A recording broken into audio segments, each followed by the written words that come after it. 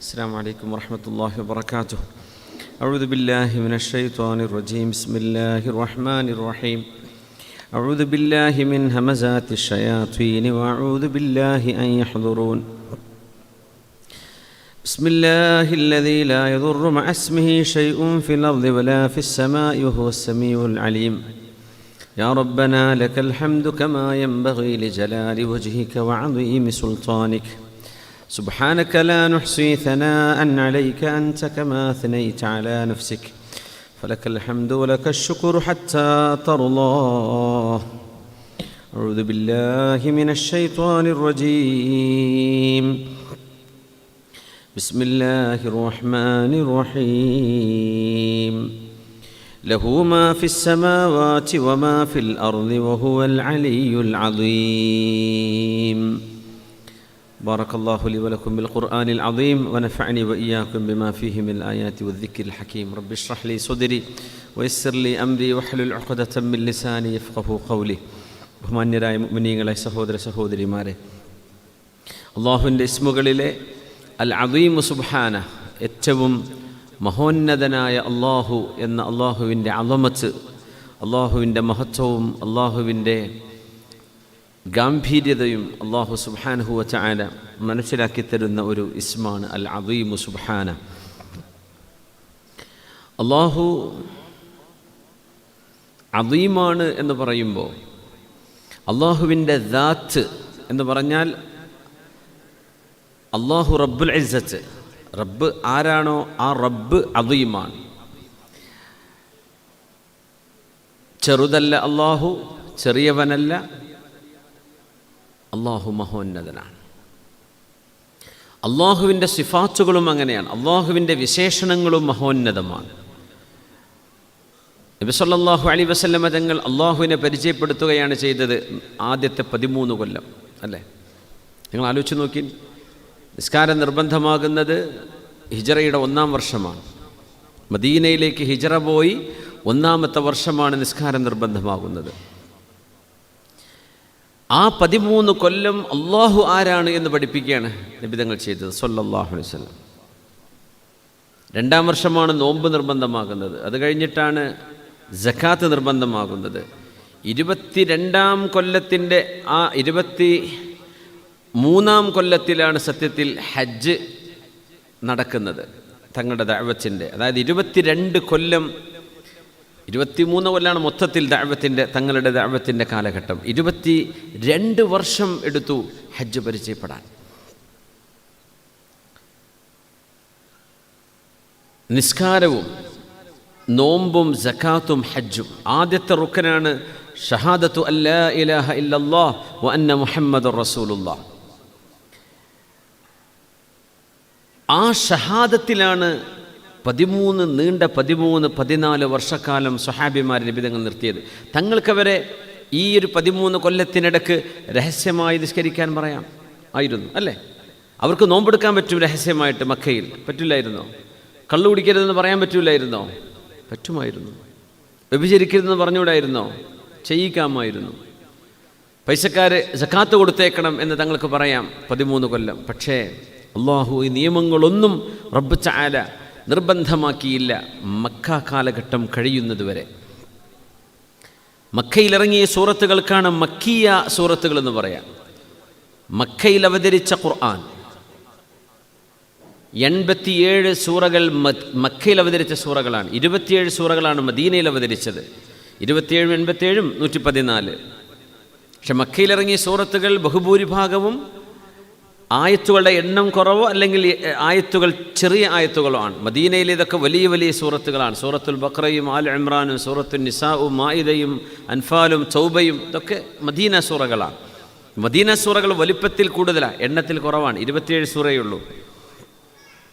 മക്കയിൽ അവതരിച്ച ഖുർആനിൻ്റെ ആയത്തുകൾ നമ്മൾ എടുത്തു നോക്കിയാൽ 75% നിങ്ങൾ പർവ്വതത്തിലേക്ക് നോക്കുന്നില്ലേ? നിങ്ങൾ ഭൂമി കാണുന്നില്ലേ? ക്ലൗഡ് കാണുന്നില്ലേ? മേഘം, മഴ കാണുന്നില്ലേ? കാറ്റടിച്ചു വീശുന്നത് കാണുന്നില്ലേ? സൂര്യോദയവും സൂര്യാസ്തമയവും രാവും പകലും നിങ്ങൾ അറിയുന്നില്ലേ?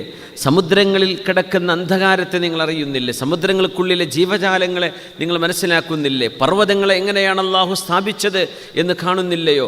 ആകാശലോകത്തേക്ക് നിങ്ങൾ നോക്കുന്നില്ലേ? നക്ഷത്രങ്ങളെ എങ്ങനെയാണ് അള്ളാഹു അവിടെ സംവിധാനിച്ചത്? ഇങ്ങനെ 75% വരെ മക്ക സൂറകളുടെ ചർച്ച സൃഷ്ടികളിലൂടെ സൃഷ്ടാവിലേക്ക് എത്തലാണ്. അള്ളാഹുവിനെ പരിചയപ്പെടുത്തിയതിന് ശേഷമാണ് ഇബാദത്തിലേക്ക് കടന്നത് എന്നാണ് നമ്മൾ മനസ്സിലാക്കേണ്ടത്. അള്ളാഹുവിനെ മനസ്സിലാക്കിയിട്ട് ഇബാദത്ത് ചെയ്താലേ ആ ഇബാദത്ത് അർത്ഥപൂർണമാവുള്ളൂ. ആരാണ് നമ്മളോട് നിസ്കരിക്കാൻ പറഞ്ഞത്? ആ റബ്ബ് ആരാണ്? അള്ളാഹുവിൻ്റെ അളമത്ത് മനസ്സിലാക്കണം. അള്ളാഹുവിൻ്റെ മഹത്വം അവർക്ക് മനസ്സിലാക്കി കൊടുക്കുകയാണ് നീണ്ട 14-15 വർഷം നിബിധങ്ങൾ ചെയ്തത് സ്വല്ലല്ലാഹു അലൈഹി വസല്ലം. അള്ളാഹു ആരാണ്? അള്ളാഹുവിൻ്റെ ഇസ്മുൽ ആദം, അള്ളാഹു അദീമാണ്. അദീം എന്ന് പറഞ്ഞാൽ മഹത്വമുള്ളവനായ അള്ളാഹു, മഹോന്നതനായ അള്ളാഹു ജല്ല ജലാലു. അള്ളാഹു നമ്മുടെ റബ്ബാണ്, നമുക്കറിയാം. പടച്ചതമ്പുരാൻ ഉണ്ട് എന്ന് അറിഞ്ഞു. പക്ഷേ അള്ളാഹുവിൻ്റെ മഹത്വം മനസ്സിലാക്കാതെ നമ്മൾ ജീവിച്ചു, വല്ല കാര്യമുണ്ടോ? ഏതുപോലെ ഒരു കുട്ടിക്ക് പഠിക്കാൻ തീരെ ഇഷ്ടമല്ല എന്ന് വിചാരിക്കാം. അവൻ സ്കൂളിൽ പോകുന്നില്ല, മദ്രസയിൽ പോകുന്നു, അവന് പോകാൻ ഇഷ്ടമല്ല. മദ്രസയിൽ പഠിപ്പിക്കുന്ന ഉസ്താദ് ഏറ്റവും നല്ല ക്വാളിഫൈഡ് ഉസ്താദാണ്. അദ്ദേഹം നല്ല അറിവുള്ള ആളാണ്, നല്ല ലോകപരിചയമുള്ള ആളാണ്, കുട്ടികളെ പഠിപ്പിക്കാൻ അറിയുന്ന ആളാണ്. പക്ഷേ ഈ കുട്ടിക്ക് പഠിക്കാൻ താല്പര്യമില്ല. കുട്ടി എന്ത് ചെയ്യും? അവിടെ ഇങ്ങനെ ഇരുന്ന് അന്തം വിട്ടിരിക്കും. അല്ലെങ്കിൽ സ്കൂൾ പഠിക്കാൻ താല്പര്യമില്ല. സ്കൂൾ അധ്യാപകൻ നല്ല കഴിവുള്ള ആളാണ്, പക്ഷേ എങ്ങനെയൊക്കെ പഠിപ്പിച്ചാലും ഈ കുട്ടി എനിക്ക് വേണ്ട എന്നൊരു ധാരണയിൽ അവിടെ ഇരിക്കുന്നത്. ഞാൻ എന്തിനു പഠിക്കുന്നു? പഠിച്ചിട്ട് എന്താവാനാണ്? അധ്യാപകൻ അവിടെ ഉണ്ട് എന്ന് കുട്ടി വിശ്വസിച്ചോ? ഉണ്ട്. അധ്യാപകൻ്റെ മഹത്വം ആ കുട്ടിക്ക് മനസ്സിലായോ? ഇല്ല. അങ്ങനെ മനസ്സിലായിരുന്നെങ്കിൽ അവിടെ ഇരുന്ന് പഠിക്കൂലേ? അധ്യാപകൻ്റെ മഹത്വം മനസ്സിലാക്കാത്തത് കൊണ്ട് ആ കുട്ടി പഠിക്കാൻ തുനിഞ്ഞില്ല. എന്നതുപോലെ അള്ളാഹുവിൽ മുസ്ലിമീങ്ങൾ വിശ്വസിക്കുന്നവരാണെന്ന് പറയുമ്പോൾ അള്ളാഹു അവിടെ ഉണ്ട്, ശരിയാണ്. പക്ഷെ അള്ളാഹുവിൻ്റെ അഫ്ആലുകൾ മുഅ്മിനീങ്ങൾ അള്ളാഹുവിൻ്റെ ഇടപെടലായി മനസ്സിലാക്കാത്തിടത്തോളം കാലം അള്ളാഹുവിൻ്റെ മഹത്വം നമുക്ക് മനസ്സിലാക്കാൻ കഴിയില്ല. ഞാൻ പറഞ്ഞതിൻ്റെ അർത്ഥം അള്ളാഹുവിൻ്റെ സിഫത്തുകൾ, അസ്മാഉൽ ഹുസ്നകൾ, ഇതിൻ്റെയൊക്കെ ആശയങ്ങളൊക്കെ പഠിക്കുന്നതിന് മുമ്പ്, അള്ളാഹു ആരാണ് എന്നറിയുന്നതിൻ്റെ മുമ്പ് അള്ളാഹുവിൻ്റെ അഫ്ആലുകൾ അള്ളാഹുവിൻ്റെ ഇടപെടലാണ് എന്ന് നമുക്ക് മനസ്സിലാക്കണം. എന്നോടൊരാൾ സംസാരിക്കുന്നത്, നിങ്ങളോടൊരാൾ സംസാരിക്കുന്നത്, ഒരാൾ നിങ്ങളോട് പെരുമാറുന്നത്, നിങ്ങളുടെ ചുറ്റുപാടിൽ നടക്കുന്ന വിഷയങ്ങൾ, ഇത് അള്ളാഹു ചെയ്യിപ്പിക്കുകയാണ് മനുഷ്യരിലൂടെ. ഇതിൻ്റെ ഉടമസ്ഥനാരാണ്? ഈ കർമ്മങ്ങളുടെ ഉടമസ്ഥനാരാണ്? അള്ളാഹു ജല്ല ജലാലുവാണ്. നിങ്ങളൊരാൾ ഇഷ്ടപ്പെടുന്നു, സ്നേഹിക്കുന്നു, ആ സ്നേഹം നടപ്പാക്കി തരുന്നത് അള്ളാഹുവാണ്. നിങ്ങളോടൊരാൾക്ക് വെറുപ്പാണ്, ഇഷ്ടമില്ല, ചീത്ത പറയാണ്, ആ മനുഷ്യനത് ചെയ്യുന്നത് അള്ളാഹുവിൻ്റെ ഇടപെടലാണ്. പക്ഷെ ആ മനുഷ്യൻ്റെ നാക്കിലൂടെ നടക്കുന്നു. ഇത് മനസ്സിലാക്കാൻ നമുക്ക് കഴിയാത്തിടത്തോളം കാലം അള്ളാഹുവിൻ്റെ അസ്മാഉം സിഫാത്തും നമുക്ക് മനസ്സിലാക്കാൻ കഴിയില്ല. ആക്സിഡന്റ് നടന്നു, ഒരാൾ മരിച്ചു, മരിപ്പിച്ചത് ആരാണ്? അള്ളാഹു ജല്ല ജലാലുവാണ്. ബിൽഡിങ്ങിൻ്റെ 10ാം നിലയിൽ നിന്ന് താഴേക്ക് ഒരാളെ ഉന്തി മറിച്ചിട്ടു, ആൾ താഴെ വീണു, മരിച്ചു, മരിപ്പിച്ചത് ആരാണ്? അള്ളാഹു ജല്ല ജലാലുവാണ്. പക്ഷേ നിങ്ങളുടെ നിയ്യത്തുകൾക്ക് ചോദ്യമുണ്ട്. നിങ്ങൾ അയാളെ കൊല്ലാൻ വേണ്ടിയാണോ തള്ളിയത്? നിങ്ങൾ കൊലപാതകയാണ് അള്ളാഹുവിൻ്റെ മുമ്പിൽ.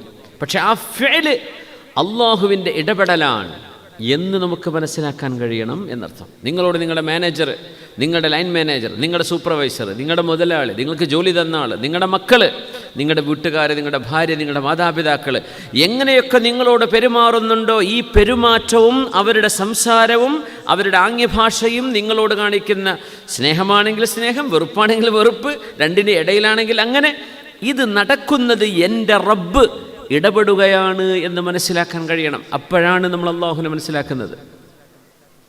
അതൊക്കെ വേറെ എന്തോ വഴിക്ക് നടക്കുക, അള്ളാഹു അവിടെ ഇങ്ങനെ ഇരിക്കുകയാണ്. അങ്ങനെയല്ല. വല്ലാഹു ഖലഖക്കും വമാ തഅമലൂൻ, നിങ്ങളുടെ കർമ്മങ്ങളും സൃഷ്ടിക്കുന്നത് ആരാണ്? അള്ളാഹു ജല്ല ജലാലുഹു. പക്ഷെ നിങ്ങളുടെ നിയ്യത്തിനാണ് അള്ളാഹു കൂലി തരിക. നിങ്ങളുടെ നിയ്യത്തെന്തോ അതിനാണ് കൂലി. മനുഷ്യന്മാർ ചെയ്തു വെക്കുന്നത്, നിങ്ങൾക്ക് രോഗം വരുന്നത് അള്ളാഹുവാണത്, അള്ളാഹുവാണ്, റബ്ബുൽ ഇസ്സത്താണത് ചെയ്യുന്നത്. നിങ്ങൾക്ക് രോഗം മാറ്റിത്തരുന്നത് ആരാണ്? അള്ളാഹുവാണ്. അള്ളാഹുൽ വിശ്വസിക്കുന്ന മുഅ്മിനായ മനുഷ്യൻ ഫമൻ ആമന ബില്ലാഹ്, അള്ളാഹുവിൽ വിശ്വസിച്ചാൽ കഫറ ബിത്വാഗൂത്ത്, അള്ളാഹു അല്ലാത്ത സർവ്വശക്തികളെയും അവർ അവിശ്വസിക്കുന്ന അവസ്ഥ വരും. അങ്ങനെ വരണം എന്നാണ്. എന്താ ഇതിൻ്റെ അർത്ഥം? നിങ്ങൾക്കൊരു രോഗം വന്നാൽ ആ രോഗം മാറ്റിത്തരുന്നത് അള്ളാഹുവാണ് എന്നൊക്കെ നമുക്ക് മനസ്സിൽ ധാരണ ഉണ്ട് പണ്ട്, അല്ലെങ്കിൽ മുമ്പ് എപ്പോഴോ, അല്ലെങ്കിൽ നമ്മളങ്ങനെ എപ്പോഴോ ചിന്തിക്കാറുണ്ട്. രോഗം വരുന്ന സമയത്ത് നമ്മുടെ മുഴുവൻ ഫോക്കസ് ഈ ഡോക്ടർ തരുന്ന മരുന്നിലാണ് എൻ്റെ രോഗം, ഈ ഡോക്ടറാണത് സുഖപ്പെടുത്തി തരിക, ഈ മരുന്നാണ് സുഖപ്പെടുത്തി, ഈ മരുന്നിൻ്റെ ബ്രാൻഡാണ് സുഖപ്പെടുത്തി തരിക, ഈ മരുന്നിൻ്റെ വിലയാണ് സുഖപ്പെടുത്തി തരിക എന്ന് വിശ്വസിക്കുന്നതോടുകൂടെ നമ്മുടെ ഈമാനിൽ വിള്ളൽ വീണിരിക്കുകയാണ്. മാറ്റിത്തരുന്നത് അള്ളാഹുവാണ്. ഡോക്ടർ അതിൻ്റെ കാരണക്കാരനാണ്, മരുന്നതിൻ്റെ കാരണമാണ്. മരുന്നെന്ന കാരണം ഉണ്ടെങ്കിലും രോഗം മാറാം, ഇല്ലെങ്കിലും രോഗം മാറാം. ഇത് മാറ്റുന്നതും തരുന്നതും എൻ്റെ റബ്ബായ അള്ളാഹുവാൻ. വഇദാ മരിൽതു ഫഹുവ യശ്ഫീൻ, സയ്യിദുനാ ഇബ്രാഹിം അലൈഹിസ്സലാം. എനിക്ക് രോഗം വരുമ്പോൾ അള്ളാഹുവാണ് ശിഫ തരുന്നത്. അത് വിശ്വസിക്കുമ്പോഴേ നമ്മൾ അള്ളാഹുവിൽ വിശ്വാസമുള്ളവരാകുന്നു. അസ്മാഉൽ ഹുസ്ന നമ്മൾ അങ്ങനെ ചൊല്ലിയെന്ന് വിചാരിക്കുക, നമ്മുടെ മനസ്സിലൊരിക്കലും അള്ളാഹുവിൻ്റെ മഹത്വം മനസ്സിലാക്കുന്നേ ഇല്ല, അതിൻ്റെ ഫലം കിട്ടൂല. ഇസ്മുല്ലാഹിൽ അഅ്ലം, അള്ളാഹുവിൻ്റെ ഇസ്മുൽ ആലം ഏതാണ് നമ്മൾ ചർച്ച ചെയ്ത് കഴിഞ്ഞിട്ടുണ്ടത്. ഇസ്മുൽ ആലം അറിയലല്ല വിഷയം, അതറിയുന്ന ഒരുപാട് ആൾക്കാരുണ്ടാവും. ഇസ്മുൽ ആലം കൊണ്ട് നിങ്ങൾക്ക് ഇജാബത്ത് ലഭിക്കണമെങ്കിൽ, നിങ്ങളുടെ ചോദ്യങ്ങൾക്ക് ഉത്തരം അല്ലദി ഇദാ സുഇല ബിഹി അഅ്താ, അള്ളാഹുവിനോട് ആ ഇസ്മ വെച്ച് ചോദിച്ചാൽ അള്ളാഹു കൊടുത്തിരിക്കും എന്ന് പറയുന്ന ഇസ്മ നിങ്ങൾ ചോദിച്ചാൽ ഉത്തരം കിട്ടണമെങ്കിൽ എന്ത് ചെയ്യണം? നിങ്ങളുടെ ഖൽബിൽ ഇമാം അള്ളാഹുവാണ് എന്നെ രക്ഷപ്പെടുത്തുന്നത്. നമ്മുടെ കടം, നമ്മുടെ പ്രയാസങ്ങൾ എൻ്റെ റബ്ബൊരു സമയം കണ്ടു കാണും, എൻ്റെ റബ്ബൊരു സമയം നിശ്ചയിച്ചു കാണും. ആ സമയത്ത് എൻ്റെ റബ്ബ് തന്നെയാണ് എനിക്കത് വീട്ടിത്തരുന്നത്. എന്നാൽ ഒരു മനുഷ്യൻ കണ്ട അയാൾ, ആ മനുഷ്യനാണ് എൻ്റെ കടം വീട്ടിത്തരാം. നമ്മുടെ ഈമാനിൽ പ്രശ്നമാണ്. ഖാലിസായ ഈമാൻ എന്നത് വലിയ പ്രയാസമുള്ള കാര്യം. അതുകൊണ്ടാണ് അല്ലദീന ആമനു വഅമിലുസ് സ്വാലിഹാത്ത്, ഈമാനുള്ള അവസ്ഥയിൽ നമുക്ക് സ്വാലിഹാത്തായ കർമ്മങ്ങൾ ചെയ്യാം, അപ്പോഴേ അല്ലാഹു തആല സ്വീകരിക്കുകയുള്ളൂ. ഈമാൻ ശക്തമാണ്, അമൽ കുറവാണ്, രക്ഷപ്പെടും. ഈമാൻ വളരെ കുറവാണ്, അമൽ ഒരുപാടുണ്ട്, പ്രയാസമാണ്. അപ്പോൾ അള്ളാഹുവിനെ സംബന്ധിച്ച് വിശ്വസിക്കുമ്പോൾ മറ്റു വിഷയങ്ങൾ അവിശ്വസിക്കണം, അപ്പോഴല്ലേ അള്ളാഹുവിൻ്റെ വിശ്വാസം ശരിയാവുള്ളൂ. എന്ന് പറഞ്ഞാൽ പൈസയാണ് എല്ലാം എന്ന് വിചാരിക്കാം, അത് പൈസയിലുള്ള ഈമാനാണ്. എനിക്ക് പൈസ ഉണ്ടെങ്കിൽ രക്ഷപ്പെടാൻ പറ്റും എന്ന് ചിന്തിക്കുന്നത് മൗഢ്യമാണ്. എനിക്ക് എൻ്റെ കൂടെ അള്ളാഹു ഉണ്ടെങ്കിൽ എനിക്ക് രക്ഷപ്പെടാൻ പറ്റും. എന്തൊക്കെ വിഷയങ്ങൾ നമ്മുടെ ജീവിതത്തിലുണ്ട്, എല്ലാം നിങ്ങളുടെ ജോലി, നിങ്ങളുടെ കമ്പനി ഇപ്പോൾ തുടങ്ങിയ വിജയിച്ചത് വരും, പൊളിഞ്ഞു വരും, തകർന്നു വരും, കടക്കണിയിലേക്ക് നമ്മൾ പോയിന്ന് വരും. ഇതൊക്കെ അള്ളാഹു ചില ഹിക്മത്തിൻ യഅലമുഹാ, അള്ളാഹു അറിയുന്ന റബ്ബിൻ്റെ ഒരു ഹിക്മത്തിന് അള്ളാഹു ചെയ്തുകൊണ്ടിരിക്കുന്ന അമലുകളാണ്. അള്ളാഹുവിൻ്റെ ഫിഅലുകൾ, റബ്ബിൻ്റെ അമാലുകളെ സംബന്ധിച്ച് നമ്മൾ വിശ്വസിക്കുമ്പോഴാണ് അള്ളാഹുവിൽ നമ്മുടെ വിശ്വാസം ശരിയാവുള്ളൂ. ഇന്നഹു കാന ലാ യുഅ്മിനു ബില്ലാഹിൽ അദീം, ഫറോവയെ സംബന്ധിച്ച് അല്ലാഹു സുബ്ഹാനഹു വ തആല പറഞ്ഞ ഭാഗം, ഇന്നഹു കാന ലാ യുഅ്മിനു ബില്ലാഹിൽ അദീം, അദീമായ അല്ലാഹുവിനെ അവൻ വിശ്വസിക്കില്ലായിരുന്നു. അള്ളാഹുവിനെ വിശ്വസിക്കും, അല്ലാഹ് അദീമാണ്, ഇത്രമേൽ മഹത്തരമുള്ളവനാണ് അള്ളാഹു എന്ന് റബ്ബിനെ സംബന്ധിച്ച് അവരെ മനസ്സിലാക്കിയിട്ടില്ല. അള്ളാഹുവിനെ ഒരു ഇൻസിഗ്നിഫിക്കൻറ്റ് ബീയിങ്, അത് വലിയ ഇമ്പോർട്ടൻസ് ഒന്നുമില്ല, അത്രേ അവർ കണക്കാക്കിയിട്ടുള്ളൂ. ജീവിതത്തിൻ്റെ ഓരോ വിഷയത്തിൽ നിങ്ങൾ അള്ളാഹുവിനെ വിശ്വസിക്കണം. എങ്ങനെ? നിങ്ങളുടെ മക്കളിലൂടെ നിങ്ങൾ രക്ഷപ്പെടുമെന്ന് വിചാരിക്കേണ്ട, അള്ളാഹുവാണ് നിങ്ങളെ രക്ഷപ്പെടുത്തുള്ളൂ. മക്കൾ ഉണ്ടെങ്കിൽ രക്ഷപ്പെടും, അങ്ങനെയില്ല. മക്കളില്ലെങ്കിലും രക്ഷപ്പെടും. മക്കളുണ്ടെങ്കിൽ എനിക്ക് രക്ഷപ്പെടാൻ കഴിയൂ, അതുമില്ല. മക്കളില്ലെങ്കിലും അള്ളാഹു നിങ്ങളെ രക്ഷപ്പെടുത്തും. നല്ലൊരു ജോബ് കിട്ടിയാലേ എനിക്ക് ജീവിക്കാൻ കഴിയൂ, അങ്ങനെയൊന്നുമില്ല. അള്ളാഹു വമാ മിൻ ജാബത്തിൻ ഫിൽ അർദി ഇല്ലാ അലല്ലാഹി റിസ്ഖുഹാ എന്ന് പറഞ്ഞാൽ, ഒരു മനുഷ്യൻ പടച്ചതമ്പുരാനെ പിടിക്കുകയും ബാക്കിയുള്ളതിന് അതർഹിക്കുന്ന വിലയെ കൊടുക്കാൻ പാടുള്ളൂ എന്നാ പറയാം. ദുനിയാവിൽ പരിത്യജിക്കുക എന്ന് പറയും, പരിത്യാഗം. നിങ്ങളിപ്പോൾ ഇപ്പോൾ 2023 നിങ്ങളുടെ കയ്യിലൊരു വാഹനമുണ്ടെന്ന് വിചാരിക്കുക, ഒരു 2015 മോഡൽ കാറുണ്ട് സങ്കല്പിക്കുക. അത് നിങ്ങൾ വാങ്ങിച്ചു, തോത്തി തുടച്ച് വൃത്തിയാക്കി, ഒരു സ്ക്രാച്ച് വരാതെ കൊണ്ടുനടക്കാൻ, നല്ല റാഹത്തിൽ ഇങ്ങനെ സന്തോഷത്തിൽ കൊണ്ടുനടക്കാൻ. പറയുന്ന പോലെ ആദ്യത്തെ ഒരു സ്ക്രാച്ച് വരുമ്പോൾ ഭയങ്കര ടെൻഷനായിരിക്കും, പിന്നെ അത് വന്നുകൊണ്ടേയിരിക്കും, പിന്നെ ടെൻഷൻ ഉണ്ടാവില്ല. നിങ്ങൾ 2015 വാങ്ങിയ വണ്ടി നിങ്ങളുടെ കയ്യിലുണ്ട്, ഇപ്പോൾ 2023, 8 വർഷമാവുകയാണ്. അപ്പോൾ നിങ്ങളുടെ ഒരു കൂട്ടുകാരൻ, നിങ്ങൾ ഇഷ്ടപ്പെടുന്ന ഒരാൾ പറഞ്ഞു, നിങ്ങൾക്ക് ഞാനൊരു ഗിഫ്റ്റ് തരാൻ പോകുന്നുണ്ട്.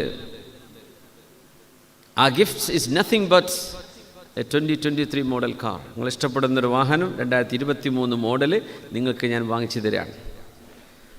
ആ വാഹനം നിങ്ങൾക്ക് കിട്ടുന്നതോടുകൂടി നിങ്ങൾ വിചാരിക്കുകയാണ്, പടച്ചോനെ എനിക്ക് ഇനിയൊന്നും വേണ്ട, എനിക്ക് ഈ വണ്ടി മതി, പഴയ വണ്ടി വേണ്ട. അപ്പോൾ പഴയ വണ്ടി പിന്നെ പൊടി പിടിച്ച് കിടക്കാൻ തുടങ്ങും. കുട്ടികൾ പറയും, വാപ്പ നമുക്ക് ഈ പുതിയ വണ്ടി പോയാൽ പോരെ, പഴയത് വേണ്ടല്ലോ. നിങ്ങൾ ആ പഴയ വണ്ടിയെ പിന്നെ ഇഗ്നോർ ചെയ്യും. കുറച്ച് കഴിഞ്ഞാൽ ഇത് വിൽക്കുക, എന്തിനാ വെറുതെ ഇവിടെ വെക്കുന്നത്, ഇത് വിറ്റ് കളഞ്ഞൂടെ എന്ന് വിചാരിക്കും. ഇതിനാണ് സുഹദ് എന്ന് പറയാം. എങ്ങനെ? അതവിടെ ഉണ്ട്, പക്ഷെ അതിന് നിങ്ങൾ വിലയൊന്നും കൊടുക്കണില്ല. ഇതാണ് ദുന്യാവ് പരിത്യജിക്കുക എന്ന് പറയാം. എന്നാൽ ദുന്യാവ് ഇല്ലാതെ ജീവിക്കാൻ പറ്റില്ല. വാഹനം വേണ്ടേ? വേണം. അതിന് കൊടുക്കേണ്ട വിലയെ കൊടുക്കാൻ പാടുള്ളൂ, അതിന് ഓവർ വില കൊടുക്കരുത്. പുതിയൊരു സാധനം കയ്യിൽ കിട്ടിയാൽ പഴയതിന് വില ഇല്ലല്ലോ. നിങ്ങൾക്ക് അള്ളാഹുവിനെ കിട്ടിക്കഴിഞ്ഞാൽ പിന്നെ ബാക്കിയുള്ളതിന് അത്രയേ വില കൊടുക്കാൻ പാടുള്ളൂ എന്നർത്ഥം. രോഗിയാണ്, അസുഖത്തിന് ഏറ്റവും നല്ല ഹോസ്പിറ്റലും ഏറ്റവും നല്ല ഫെസിലിറ്റി ഉള്ള സ്ഥലവും ഏറ്റവും നല്ല ഡോക്ടറും സ്പെഷ്യലിസ്റ്റും നോക്കിയിട്ട് നമ്മൾ ഓടുകയാണ്. അതിനൊന്നും കുഴപ്പമില്ല. അതിന് കൊടുക്കേണ്ട വിലയെ നിങ്ങൾ കൊടുക്കാൻ പാടുള്ളൂ. ഏത് ഡോക്ടറും മനുഷ്യനാണ്. ഞാൻ ചികിത്സയ്ക്ക് വിധേയമാകുന്നത് ജീവിക്കാനാണ്. പക്ഷേ എന്നെ ചികിത്സിക്കുന്ന ഡോക്ടറുടെ ജീവൻ പോലും അയാളുടെ കയ്യിലല്ല, അത് അള്ളാഹുവിൻ്റെ കയ്യിലാണ്. ആ ഒരു വിലയെ നിങ്ങളതിന് കൊടുക്കാൻ പാടുള്ളൂ. അപ്പോഴാണ് നിങ്ങളുടെ ഈമാനാകും. അപ്പോഴേ അള്ളാഹുവിൽ വിശ്വസിച്ചെന്ന് പറയാൻ പറ്റുള്ളൂ. ഏതൊരു കാര്യം അങ്ങനെയാണ്. പൈസയ്ക്ക് അതിന് വിലയുണ്ടാവും, പക്ഷെ അത് അർഹിക്കുന്ന വില കൊടുത്താൽ മതി, ഓവർ കൊടുക്കരുത്. പൈസ ആവശ്യമാണ്, കാര്യങ്ങൾ നടക്കണം. ഒരു മുഅ്മിനായ മനുഷ്യൻ്റെ സആദത്താണ് ഒരു റാഹത്തുള്ള ഭാര്യ, സ്വാലിഹത്തായ ഒരു പെണ്ണ്, നല്ല അയൽവാസി, വിശാലമായ വീടും സൗകര്യമുള്ള വാഹനവും ഒരു മുഅ്മിനായ മനുഷ്യന് ദുന്യാവിൽ സ്വീകരിക്കാൻ പറ്റുന്ന അള്ളാഹു അനുവദിച്ച ഒരു റാഹത്തപ്പെട്ടതാണ്, നിഅമത്തപ്പെട്ടതാണ്. ഒരു പക്ഷേ അതിനർഹിക്കുന്ന വിലയെ കൊടുക്കാൻ പാടുള്ളൂ. ഏതുപോലെ പഴയ കാറിന് നമ്മൾ പിന്നെ വില കൊടുക്കണില്ല, പുതിയത് കിട്ടിയപ്പോൾ.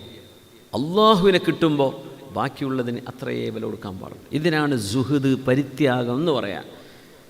ആ വണ്ടി അവിടെ ഉണ്ട്, വണ്ടി ഇല്ലാത്ത അവസ്ഥക്കല്ല സുഹദ് എന്ന് പറയാം. പക്ഷെ അത് നിങ്ങൾ ഇത്രയേ വില കൊടുക്കണം, ഇത്ര മതി എന്ന പോലെ. അതുകൊണ്ട് നമ്മൾ എപ്പോഴും പറയുന്ന പോലെ അള്ളാഹുവിനെ നിങ്ങൾക്ക് കിട്ടിക്കഴിഞ്ഞാൽ പിന്നെ എന്താ നഷ്ടപ്പെട്ടത്? അള്ളാഹുവിനെ കിട്ടിയിട്ടില്ലെങ്കിൽ പിന്നെ എന്ത് കിട്ടിയിട്ട് എന്താണ് കാര്യം? മൻ വജദ അല്ലാഹ്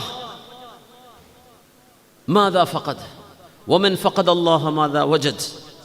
അള്ളാഹുവിനെ നമ്മുടെ കൂടെ കിട്ടിയാൽ പിന്നെ എന്താണ് നഷ്ടപ്പെട്ടത്? അതുകൊണ്ടാണ് സയ്യിദുനാ ഇബ്രാഹിം അലൈഹിസ്സലാത്തു വസ്സലാമിൻ്റെ കഥ ഖുർആൻ പറയുന്നത്. നമ്മുടെ ഈമാൻ അള്ളാഹു തൊട്ടു നോക്കുകയാണത്. തീയിലേക്ക് വീഴാണ്. തീയിലേക്ക് വീണ് ഇരുമ്പ് പോലും തീയിൽ വീണ് കഴിഞ്ഞാൽ അതിന് ചേഞ്ച് വരും, മെൽറ്റായി പോകും ഓവർ ഹീറ്റാണെങ്കിൽ. ഒരു മനുഷ്യനാണ് സയ്യിദുനാ ഇബ്രാഹിം അലൈഹിസ്സലാം, അള്ളാഹുവിൻ്റെ നബിയാണ്. ആ തീയിലേക്ക് വീഴുമ്പോൾ സയ്യിദുനാ ഇബ്രാഹിം അലൈഹിസ്സലാത്തു വസ്സലാമിൻ്റെ ഖൽബിൽ ഒരേ ഒരു ചിന്തയാണ്, റബ്ബേ ഈ തീയിനെ തീയാക്കിയത് നീയാണ്, അതിനെ ബേൺ ചെയ്യാനുള്ള കഴിവ് കൊടുത്തതും അള്ളാഹുവേ നീയാണ്. നീ വിചാരിച്ചാൽ മാത്രമേ ഈ തീയിൽ നിന്ന് എനിക്ക് രക്ഷപ്പെടാൻ കഴിയുള്ളൂ. വേറെ ആരും വിചാരിച്ചിട്ടും കാര്യമില്ല. ഫയർഫോഴ്സ് വന്നിട്ടും കാര്യമില്ല, അവർ ഒരു മുഴുവൻ കത്തിയിട്ടുണ്ടാവും. അവർക്ക് ഇപ്പോൾ അത് പുട്ട് ഓഫ് ചെയ്യാൻ കഴിഞ്ഞില്ല എന്ന് വന്നേക്കാം. പക്ഷേ റബ്ബേ നീ മാത്രമേ, നിന്റെ കയ്യിൽ കിടക്കുന്ന നിന്റെ ഖുദ്റത്ത് കൊണ്ട് മാത്രമേ എന്തും ഈ ലോകത്ത് നടക്കൂ പടച്ചവനെ. ഇത് സയ്യിദുനാ ഇബ്രാഹിം അലൈഹിസ്സലാത്തു വസ്സലാം വിശ്വസിച്ചപ്പോഴാണ് യാ നാറു കൂനി ബർദൻ വസലാമ, തീയെ തണുപ്പായി മാറിക്കോ എന്നാണ്. അതുകൊണ്ടാണ് ഇബ്രാഹിം അലൈഹിസ്സലാം ഖാന ഉമ്മത്തൻ, ഇബ്രാഹിം അലൈഹിസ്സലാം അവരൊരു സമുദായമായിരുന്നു, ഒരു വ്യക്തിയല്ല. ഇബ്രാഹിം അലൈഹിസ്സലാം ഒരു ഉമ്മത്തിൻ്റെ ഈമാൻ ഒരു മനുഷ്യൻ്റെ ഖൽബിലുണ്ട്. അതാണ് സയ്യിദുനാ ഇബ്രാഹിം അലൈഹിസ്സലാം. സയ്യിദുനാ മൂസ അലൈഹിസ്സലാത്തു വസ്സലാം കടലിൻ്റെ മുമ്പിലെത്തി നിൽക്കുന്ന സംഭവം. 12 വഴികളാണ് ഉണ്ടായത് കടലിൽ. സുയസ് ഉൾക്കടൽ, ചെങ്കടലിൻ്റെ അവസാന ഭാഗം. കരയിലേക്ക് നേരെ കരയിലൂടെ പോകാം, പക്ഷെ വഴിതെറ്റി നേരെ അതിൻ്റെ എൻഡിൽ വെള്ളത്തിൻ്റെ മുമ്പിലാണ് നിൽക്കുന്നത്. ഖാലു, അവർ പറഞ്ഞു, യാ മൂസ, മൂസ നബിയെ, ഇന്നാല മുദറഖൂൻ, ഞങ്ങളെ പിടിച്ചല്ലോ, ഞങ്ങൾ പെട്ടുപോയല്ലോ. ഖല്ലാ ഇന്ന മഅയ റബ്ബി സയഹ്ദീൻ, ഒരിക്കലുമില്ല പെട്ടുപോവേ.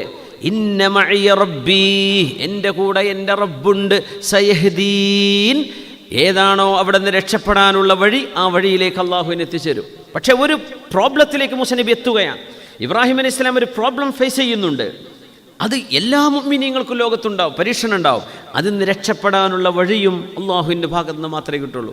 മൂസാ നബി അലൈഹി സ്വലാം അത് പറഞ്ഞപ്പോഴാണ് യബസൻ, ഉണങ്ങിയ 12 വഴിയുണ്ട്. കടൽ വെള്ളം പെട്ടെന്ന് സ്റ്റോപ്പ് ചെയ്താൽ അവിടെ ഉണങ്ങൂലല്ലോ, വോക്ക് ചെയ്യാൻ പറ്റുമോ? ചെളിയാവൂലേ?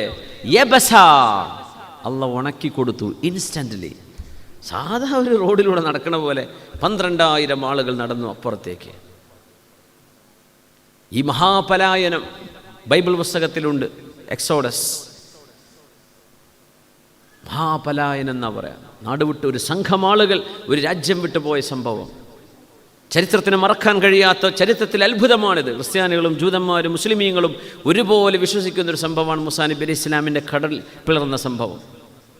എന്തുകൊണ്ട്? അള്ളാഹു റബ്ബുൽ ഇസ്സത്തിൻ്റെ മഹത്വം മനസ്സിലാക്കി സയ്യിദുനാ മൂസാ നബി അലൈഹി ഇസ്ലാം ആക്ഷൻ എടുത്തു. അതിനല്ലാഹു കൊടുത്ത ജവാബാണത്. അതുകൊണ്ട് അള്ളാഹുവിൻ്റെ അഫ്ആലുകളെ നമ്മൾ മനസ്സിലാക്കണം. അപ്പോഴേ നമ്മൾ ചെയ്യുന്ന ദുആക്ക് ഉത്തരം ഉണ്ടാവുള്ളൂ. അപ്പോഴേ നമ്മുടെ ഈമാനിന് ബലമുണ്ട് എന്ന് പറയാൻ പറ്റുള്ളൂ. അപ്പോഴേ നമ്മൾ അള്ളാഹുവിൽ വിശ്വസിച്ചു എന്ന് പറയാൻ പറ്റുള്ളൂ. അതുകൊണ്ടാണ് ആദ്യത്തെ 13 വർഷക്കാലം അഷ്റഫുൽ ഖൽഖ് സ്വല്ലല്ലാഹു അലൈഹി വസല്ലം തങ്ങൾ ഉമ്മത്തിന് ഈമാനാ പഠിപ്പിച്ചു കൊടുത്തത്. ഈമാൻ, അള്ളാഹു ആരാണ്, അള്ളാഹുവിൻ്റെ മലക്കുകൾ ആരാണ്, അമ്പിയാക്കൾ ആരാണ്, പരലോകം എന്താണ്, റബ്ബുൽ ഇസ്സത്ത് ആരാണ്. മക്കാ സൂറകളുടെ 75% വരുന്ന കണ്ടൻസ് പ്രകൃതിയെക്കുറിച്ചാണ്, സൃഷ്ടികളെക്കുറിച്ചാണ്. എന്തിന്? സൃഷ്ടികളിലൂടെ സൃഷ്ടാവിലേക്ക് എത്താൻ പറ്റും, ഖൽഖിലൂടെ ഖാലിഖിനെ മനസ്സിലാക്കാൻ പറ്റുള്ളൂ. അഫലാ യൻദുറൂന ഇലൽ ഇബ്ലി കൈഫ ഖുലിഖത് വഇലസ് സമാഇ കൈഫ റുഫിഅത് വഇലൽ ജിബാലി കൈഫ നുസിബത് വഇലൽ അർളി കൈഫ സുതിഹത്. ചിന്തിക്കാൻ പറയാണ്. നിങ്ങൾ പർവ്വതം കാണുന്നില്ലേ? ആരാണിത് കൊണ്ടുവന്ന് വെച്ചത്? ആരാ അവിടെ കൊണ്ടുവന്ന് വെച്ചത്? ഒരു കേക്കിൻ്റെ പീസ് ഒരു ടേബിൾ കൊണ്ടുവന്ന് ആരാ കൊണ്ടുവന്ന് ചോദിക്കൂലേ? ഒരു മിഠായി കഷ്ണം കണ്ടത് ആരാ കൊണ്ടുവച്ച് ചോദിക്കൂലേ? ഒരു കല്ല് ടേബിളിൽ കൊണ്ടുവന്ന് വെച്ച് നിങ്ങളുടെ വീട്ടിൽ കയറ്റി വെച്ച ഒരു കല്ല് ചോദിക്കൂലേ ആരാ ഇത്? ആരാണ് ഈ പർവ്വതങ്ങൾ ഇവിടെ കൊണ്ടുവന്ന് സ്ഥാപിച്ചത്? ആരാണ് ഈ ഭൂമിയെ ഇങ്ങനെ ആക്കി തന്നത്? നിങ്ങൾ ചിന്തിക്കുന്നില്ലേ? ഫലാ ഉഖ്സിമു ബിമവാഖിഇൻ നുജൂം, നക്ഷത്രങ്ങളുടെ സ്ഥാനങ്ങളെ സംബന്ധിച്ച് നിങ്ങൾ ചിന്തിക്കുന്നില്ലേ? അവകൾ ചെന്ന് പതിക്കുന്ന സ്ഥാനങ്ങൾ ബ്ലാക്ക് ഹോളുകളാവാം. ഇപ്പോൾ മനുഷ്യന് കണ്ടെത്താൻ കഴിഞ്ഞ ഏറ്റവും അകലങ്ങളിൽ കിടക്കുന്ന നക്ഷത്രം എന്ന് പറയുന്ന 24 ബില്യൺ പ്രകാശവർഷം അകലെ കിടക്കുന്ന നക്ഷത്രമാണ്. 24 ബില്യൺ പ്രകാശവർഷം എന്ന് പറഞ്ഞാൽ നമ്മൾ ആകാശത്തേക്ക് നോക്കിയാൽ മിന്നിത്തിളങ്ങുന്ന ഈ നക്ഷത്രങ്ങൾ ഒരുപക്ഷെ എന്നോ കെട്ടുപോയ കരിക്കട്ടയായിരിക്കും. ആ പ്രകാശം ഇപ്പോഴേ നമ്മുടെ കണ്ണിലേക്ക് എത്തുന്നുള്ളൂ എന്ന് മാത്രം. ആ സാധനം എപ്പോഴോ പോയിട്ട് ഫീസായി പോയിട്ടുണ്ടാവും. പക്ഷേ ഇത്രയും കാലമെടുത്തു നമ്മിലേക്ക്, ഭൂമിയിലേക്ക് അതെത്താൻ. അങ്ങനെ എത്രയോ നക്ഷത്രങ്ങൾ. 24 ബില്യൺ എന്ന് പറഞ്ഞാൽ എന്താ? സെക്കൻഡിൽ 3 ലക്ഷം കിലോമീറ്റർ സെക്കൻഡിൽ സഞ്ചരിക്കുന്ന പ്രകാശം ഒരു ദിവസം എത്ര എടുക്കും? എത്ര കിലോമീറ്റർ പോകും? ഒരു മിനിറ്റിൽ എത്ര പോകും? 60 സെക്കൻഡ് അല്ലേ? 60 മിനിറ്റ്, 1 മണിക്കൂർ, 24 മണിക്കൂർ, 30 ദിവസം, 365 ദിവസം, 1 കൊല്ലം, 2 കൊല്ലം, 24 ബില്യൺ കൊല്ലങ്ങൾ കൊണ്ട് സഞ്ചരിക്കുന്ന ദൂരം. അത്രയും ദൂരത്ത് കിടക്കാൻ. ഇതൊക്കെ അല്ലാഹു തആല ചർച്ച ചെയ്യാൻ. ഫലാ ഉഖ്സിമു ബിമവാഖിഇൻ നുജൂം, നക്ഷത്രങ്ങളുടെ പൊസിഷനെ കുറിച്ച് നിങ്ങൾ ചിന്തിക്കുന്നില്ലേ? ഇന്നഹു ലഖസമുൻ ലൗ തഅലമൂന അദീം. നിങ്ങൾ ചിന്തിക്കുന്നുണ്ടോ? ഇത് അള്ളാഹു ചെറിയൊരു സത്യമല്ല ചെയ്യുന്നത്. ഒരു വിഷയത്തെ സംബന്ധിച്ച് ചർച്ച ചെയ്യുമ്പോൾ, സത്യം ചെയ്യുമ്പോൾ ആ വിഷയം പ്രാധാന്യമുള്ളതാണ്. നക്ഷത്രങ്ങളുടെ നിങ്ങൾ വിചാരിക്കരുത് 100 കിലോമീറ്റർ, 500 കിലോമീറ്റർ ദൂരത്തെ കിടക്കണത് അല്ല. 24 ബില്യൺ കിലോമീറ്റർ. എന്നിട്ട് പറയാം ഈ കണ്ട പ്രപഞ്ചം മുഴുവൻ നമ്മൾ മനസ്സിലാക്കിയ പ്രപഞ്ചത്തിൻ്റെ ആകെ 4% ബാക്കി 96% ഇനിയും സ്റ്റിൽ ടു എക്സ്പ്ലോർ. അതിനിയും കണ്ടെത്താനിരിക്കണുള്ളൂ. അള്ളാഹുവിനെ മനസ്സിലാക്കാൻ അള്ളാഹുവിൻ്റെ സൃഷ്ടികളാണ് വേണ്ടത്. അള്ളാഹുവിൻ്റെ സൃഷ്ടികളിലൂടെ മനസ്സിലാക്കാൻ കഴിയും. റബ്ബിൻ്റെ അളമത്ത് ഇൻഷാ അല്ലാഹുൽ അസീസ്. നമ്മൾ കഴിഞ്ഞ ആഴ്ച ഒരു വീഡിയോ പ്ലേ ചെയ്യാമെന്ന് പറഞ്ഞിരുന്നു. J.L. വോലസ് എന്ന് പറയുന്ന അദ്ദേഹം ഒരു ക്രിസ്തുമത വിശ്വാസിയാണ്. പക്ഷേ അദ്ദേഹം ഒരു സയൻറ്റിസ്റ്റാണ്, തിയോളജിസ്റ്റാണ്. അദ്ദേഹം ഒരു യുക്തിവാദിയായിരുന്നു, എന്നിട്ട് ദൈവവിശ്വാസിയായി മാറിയ ആളാണ്. അദ്ദേഹത്തിൻ്റെ വളരെ മനോഹരമായ ഇംഗ്ലീഷ്, അദ്ദേഹം അമേരിക്കക്കാരനാണ്. അപ്പോൾ അത് മുഹമ്മദ് പ്ലേ ചെയ്യുന്നു.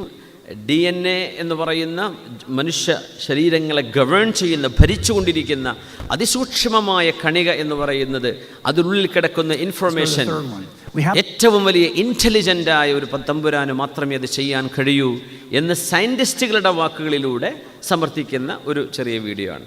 അപ്പോൾ നമ്മൾ ഇംഗ്ലീഷ് അറിയുന്ന കുട്ടികൾക്ക്, നിങ്ങൾക്കൊക്കെ ഇംഗ്ലീഷ് അറിയുന്നവരാണ്, അപ്പോൾ അത് നമ്മുടെ ഈമാൻ, പടച്ചോൻ ഉണ്ടോ ഇല്ലേ എന്ന ഒരു തൗഹീദ് ഇൽഹാദ് വിഷയങ്ങളിലേക്ക് കാര്യങ്ങൾ നീങ്ങിപ്പോകുന്ന കാലമാണ്.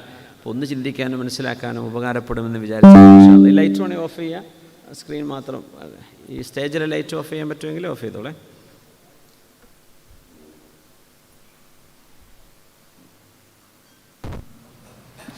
Let's go to the third one. We happen to have life that emerges from non-life. Actually, that always bugged me as an atheist. Trying to figure out how that could happen is a problem. I had a case one time where a cell phone had this text on it. It was the victim's cell phone next to his body at the murder scene. Here was the text. I wasn't quite sure what to make of it. Is it just a butt dial, an accident?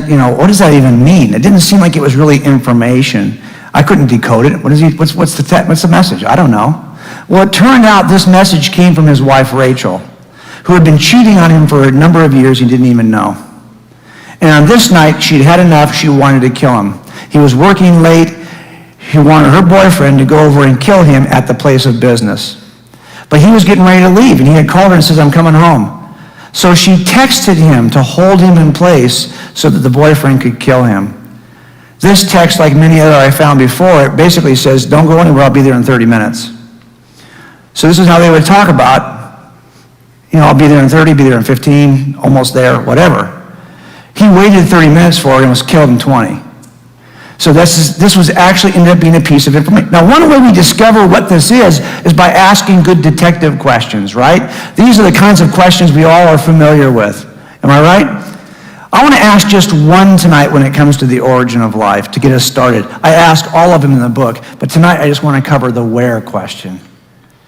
Where do naturalists who are not believers think life originated in the universe? Because we've all got to account for the origin of life from inorganic materials. And the proposals have been really broad and widespread. Lots of proposals have been offered. As a matter of fact, some people will say, well, I think it happens in the atmosphere. Some will say, no, I think it happens in the actual waters of some nature, some place on the planet. Or they think it happens in some kind of terrestrial form, like on clay. I studied every single origin of life theory on this. Some will say, no, it happens at the deep sea vents or under the terrestrial crust. Some will say, no, this don't work. It has to happen in the atmosphere. It has to happen rather in space and can be delivered to our planet. Why are there so many theories about where this occurred? You know why? Because no one agrees. As a matter of fact, each of these famous scientists thinks the other guy is desperately wrong. He's certain they're wrong, and it gets worse because it goes the other way too. And the reason why they think they're wrong is because none of these work. Every location that's been examined to explain the origin of life fails miserably. Not just slightly, miserably. Origin of life studies are no closer than they were 35 years ago. We've done nothing in terms of progress except made the problem more difficult, because now we know that there are several chicken and egg problems when it comes to origin of life. Really, all life at the biological level, all life is built out of building blocks, Legos, that are called proteins.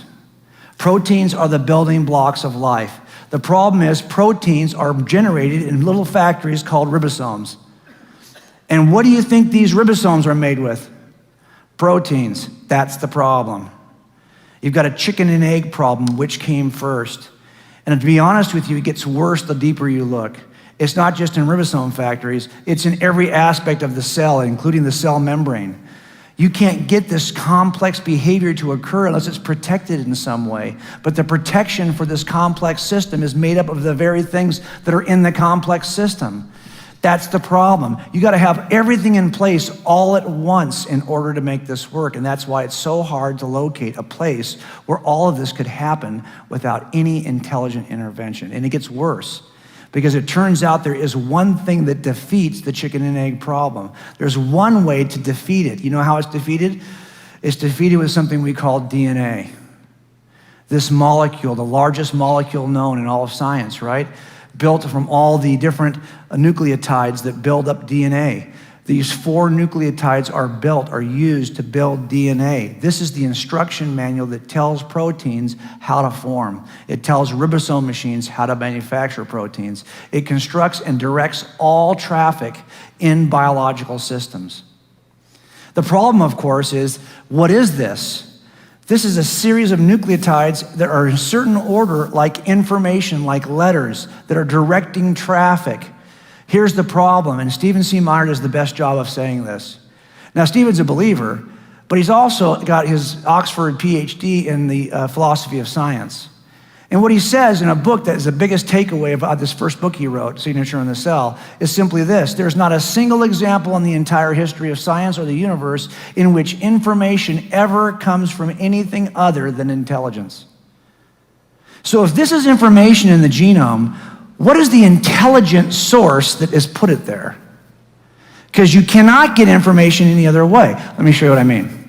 He actually, there's some work I looked at. I love this guy's work. His name is Dr. Werner Gitt. He's an engineer, IT specialist in Germany. He's written a book in which he talks about the 5 levels of information. Why do we think that DNA is truly information and requires an intelligent source? Well, because if you look at information, it comes in 5 levels. Let me introduce them to you. Here's my dog. Do you guys have dogs? I went over to Pastor Paul's house today, and I got to see his dogs. He's got cute dogs. I have a Corgi, a Pembroke Corgi. This is the best dog in the planet. If you have a dog, your dog is nothing compared to this dog. Pooey on your dog. This is the smartest dog in the world. But it's a dwarf. It's a Pembroke Corgi. And they are like little shrunken down sheepdogs. And they cannot type. If I put a typewriter in front of this dog, it is not going to be able to type. But let's just go with me for a second, do a little thought experiment. Let's say I put a typewriter in front of Bailey, and Bailey, I said, Bailey, do me a favor, type me out a sentence. And after banging her little paws against that typewriter, I write down on the chalkboard what she's typed. She's typed this. Is that information? Yeah, actually it is. What is she saying? I don't know. Is she trying to say anything? I don't know. But is it information? Well, in some sense it is. It's very unusual and specific if you think about it. What are the odds of her typing that same thing again? Probably never happened. What if I had Scrabble pieces in that format and I threw them on the ground? How many times would I have to throw them on the ground before it would form that combination again? Probably never happened. So it is, in some sense, very specific, detailed information. But it doesn't really tell me anything. I think that natural processes of physics or chemistry could get you this. This looks like random generated sequences. What if I give you one more? What if she typed this? This would be really cool. TT spacebar, TT spacebar, TT spacebar. If she did that, you'd say that's a smart dog, wouldn't you?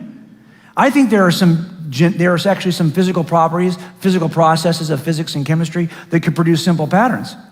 That's information, folks. But what is she saying? I don't know. Nothing really. What if she had a bigger pattern she typed? Wow. T13 T spacebar, T13 T spacebar. Now she's really, really smart. But what is she telling me? I don't know. Nothing really.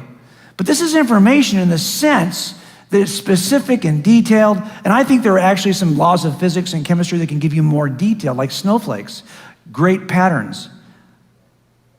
So is this information? Yeah. But it's the lowest level of information. This information is called statistics.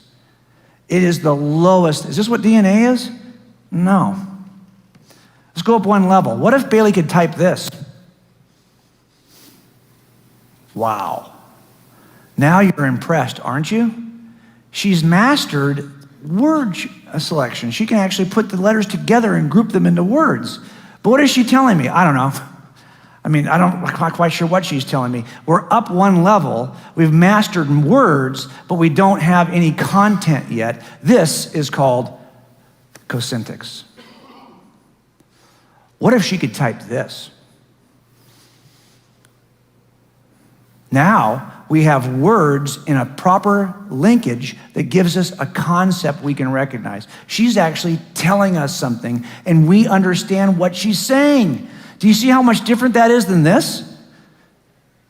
How do we get this through natural processes? You can get this. You might stretch and say you can get this. I don't think you can. You can't get this, though.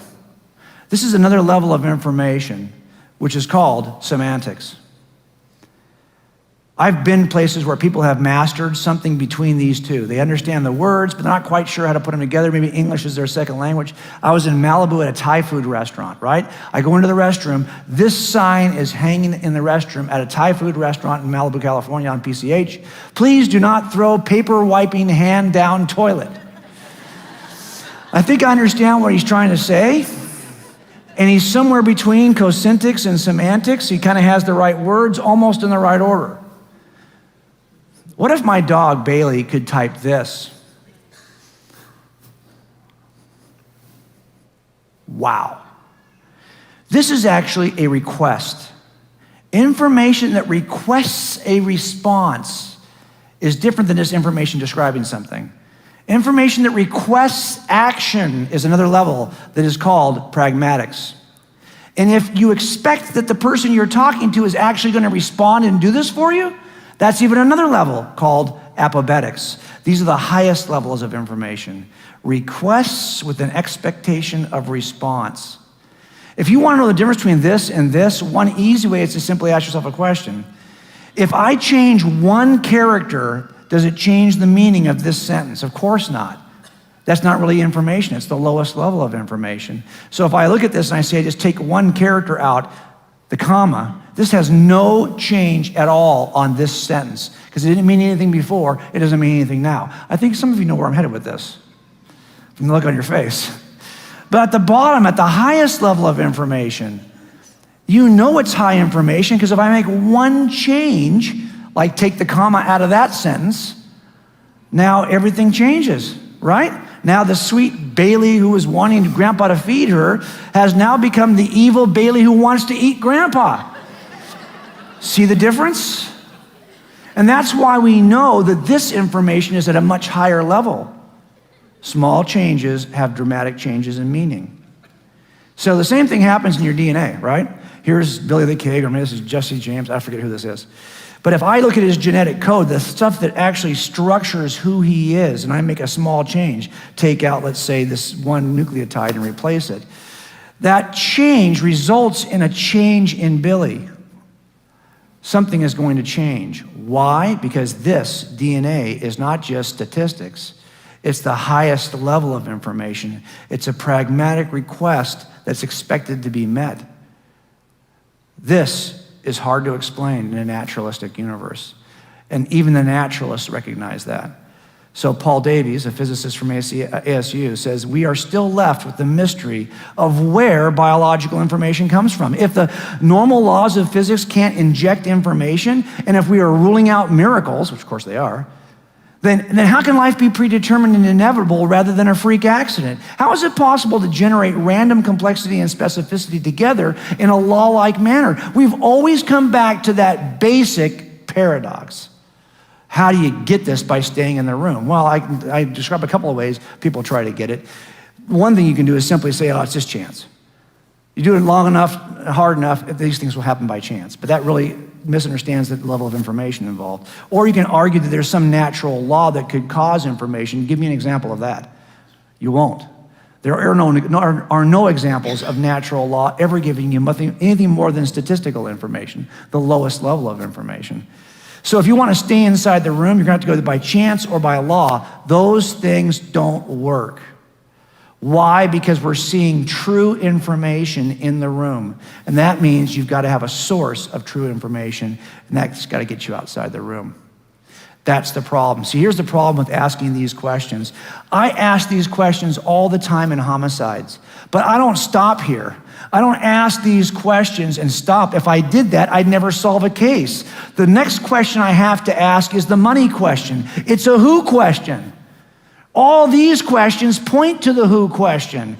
If I refuse to ask a who question, then trust me, you're never going to get an answer. So the folks who are doing Origin of Life, they don't want to ask any who questions. Can't be a who, has to be a what.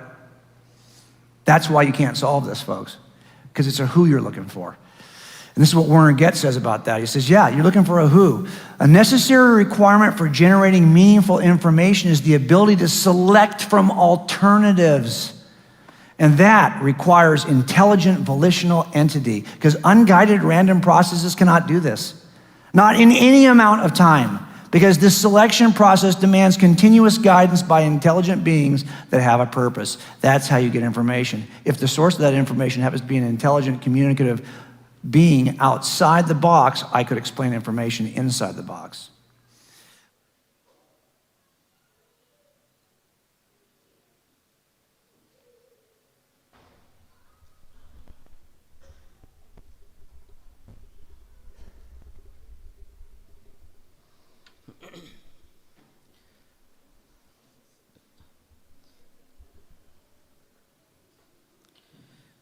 നമ്മളിപ്പോൾ കണ്ടത് പ്രപഞ്ചത്തിൽ നടക്കുന്ന സംവിധാനങ്ങളിൽ നമ്മൾ questions, അതിൽ ആരാണ് ഇതൊക്കെ ചെയ്തു വെക്കുന്നത് എന്ന ഒരൊറ്റ ക്വസ്റ്റ്യൻ സയൻസ് ഡീൽ ചെയ്യുന്നില്ല എന്നതാണ്.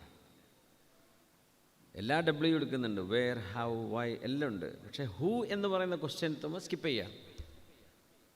അതുകൊണ്ട് തന്നെ മനുഷ്യ ശരീരത്തിലുള്ള ഈ ഇൻഫർമേഷൻ ഇതൊരിക്കലും നേച്ചറിൽ നിന്ന് ഉണ്ടാവാൻ കഴിയില്ല.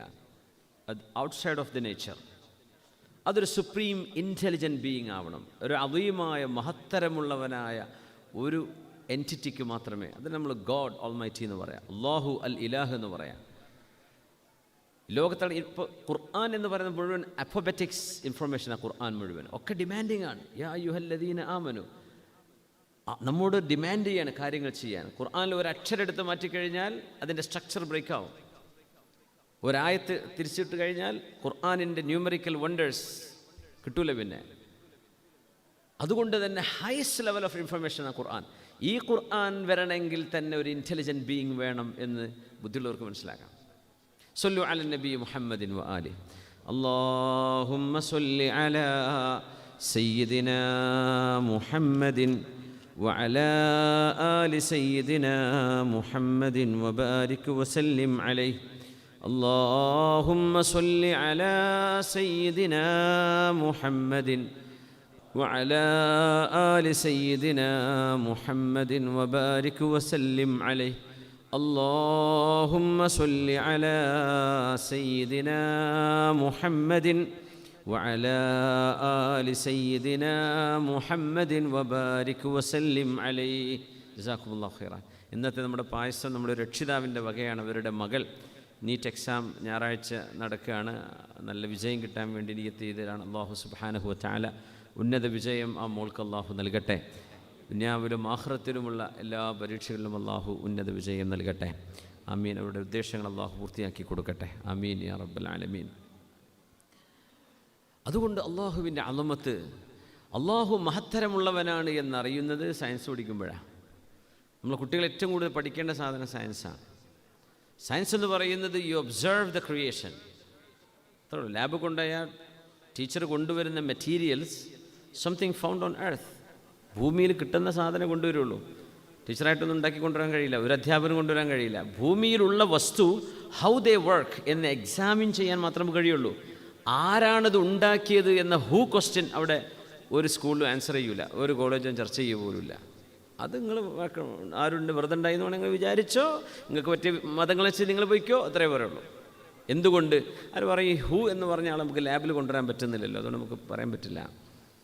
അതിനാണ് ലോജിക്ക് പഠിച്ചവൻ തന്നത്, അതിനാണ് ബ്രെയിൻ തന്നത്. സുബ്ഹാനല്ലാഹ്. ഇദ്ദേഹത്തിൻ്റെ തന്നെ ബ്രെയിൻ ആൻഡ് മൈൻഡ് തമ്മിലൊരു ഭയങ്കര അടിപൊളി ഒരു കമ്പാരിസൺ ഉണ്ട്. അപ്പോൾ അല്ലാഹു സുബ്ഹാനഹു വ തആല ഈ പ്രപഞ്ചത്തിലേക്ക് മനുഷ്യൻ എന്ന് പറയുന്ന അത്ഭുതങ്ങളുടെ കലവറയായ മനുഷ്യൻ, നമ്മുടെ ബ്രെയിൻ എന്ന് പറഞ്ഞ സാധനം മാത്രം ആലോചിച്ചാൽ അത്ഭുതങ്ങളുടെ അത്ഭുതമാണ്. എങ്ങനെയാണ് ബ്രെയിൻ വർക്ക് ചെയ്യുന്നത്, എങ്ങനെയാണ് ഞാൻ സംസാരിക്കുന്നു, ഞാൻ എങ്ങനെ ഇത് പറയുന്നു, എൻ്റെ ബ്രെയിൻ മെമ്മറിയിൽ നിന്ന് എൻ്റെ നാവിലൂടെ ശബ്ദമായിട്ട് നിങ്ങളുടെ ചെവിയിൽ കേൾക്കുമ്പോൾ നിങ്ങളുടെ മെൻ്റൽ ലൈബ്രറിയിൽ ചെന്നിട്ട് ആ വാക്കുകളെ നിങ്ങൾ മനസ്സിലാക്കിയെടുക്കുന്നു, അർത്ഥമറിയുന്നു, റെസ്പോണ്ട് ചെയ്യുന്നു. ഇതൊക്കെ വിത്തിൻ മൈക്രോ സെക്കൻഡ്സ് നടന്നുകൊണ്ടിരിക്കുകയാണ്. ഇതൊക്കെ വെറുതെ ഒരു നാച്ചുറലിസ്റ്റ് തിയറിയിലൂടെ മനസ്സിലാക്കാൻ പറ്റുന്നതല്ല. ഇതൊക്കെ സൂപ്പർ നാച്ചുറലാണ്, അള്ളാഹുവിൻ്റെ ഒരു സംവിധാനമാണ്. അള്ളാഹു അദീമാണ്. അതുകൊണ്ട് തന്നെ റബ്ബ് തആലയെ, അള്ളാഹുവിനെ നമ്മൾ റബ്ബിൻ്റെ അഫ്ആലുകളിൽ നമുക്ക് മനസ്സിലാക്കാൻ കഴിയും. ഏതൊരു ചലനവും, നമ്മുടെ കൈ അനങ്ങുന്നുണ്ടെങ്കിൽ, നമ്മൾ സംസാരിക്കുന്നുണ്ടെങ്കിൽ, നമ്മൾ ഉറങ്ങുന്നുണ്ടെങ്കിൽ, എഴുന്നേറ്റ് നടക്കുന്നുണ്ടെങ്കിൽ, പഠിക്കുന്നുണ്ടെങ്കിൽ, നമുക്ക് നമ്മുടെ പഠനവും നമ്മുടെ സ്കൂളും നമ്മുടെ കോളേജും നമ്മുടെ ഹോസ്റ്റലും നമ്മുടെ യാത്രയും നമ്മൾ വിശ്രമിക്കുന്നതും ഭക്ഷണം കഴിക്കുന്നതും എല്ലാം എൻ്റെ റബ്ബിൻ്റെ ഇടപെടലാണ്. ഇത് മനസ്സിലാക്കുമ്പോഴാണ് അള്ളാഹു ആരാണെന്ന് മനസ്സിലാവുക. സുബ്ഹാനല്ലാഹ്. അതുകൊണ്ടാണ് ദുആ ഉൽ കർബ്, റസൂലുള്ളാഹി സ്വല്ലല്ലാഹു അലൈഹി വസല്ലം തങ്ങൾക്ക് എന്തെങ്കിലും പ്രയാസങ്ങൾ വന്നാൽ, മനസ്സിന് ബുദ്ധിമുട്ടുള്ള വിഷയങ്ങൾ വന്നാൽ തങ്ങൾ പറയും ലാ ഇലാഹ ഇല്ലല്ലാഹുൽ അദീമുൽ ഹലീം, ലാ ഇലാഹ ഇല്ലല്ലാഹു റബ്ബുൽ അർശിൽ അദീം, ലാ ഇലാഹ ഇല്ലല്ലാഹു റബ്ബുസ് സമാവാതി വ റബ്ബുൽ അർളി വ റബ്ബുൽ അർശിൽ കരീം. ഇത്രയേ പറയുള്ളൂ. എന്താ ഇതിൻ്റെ അർത്ഥം?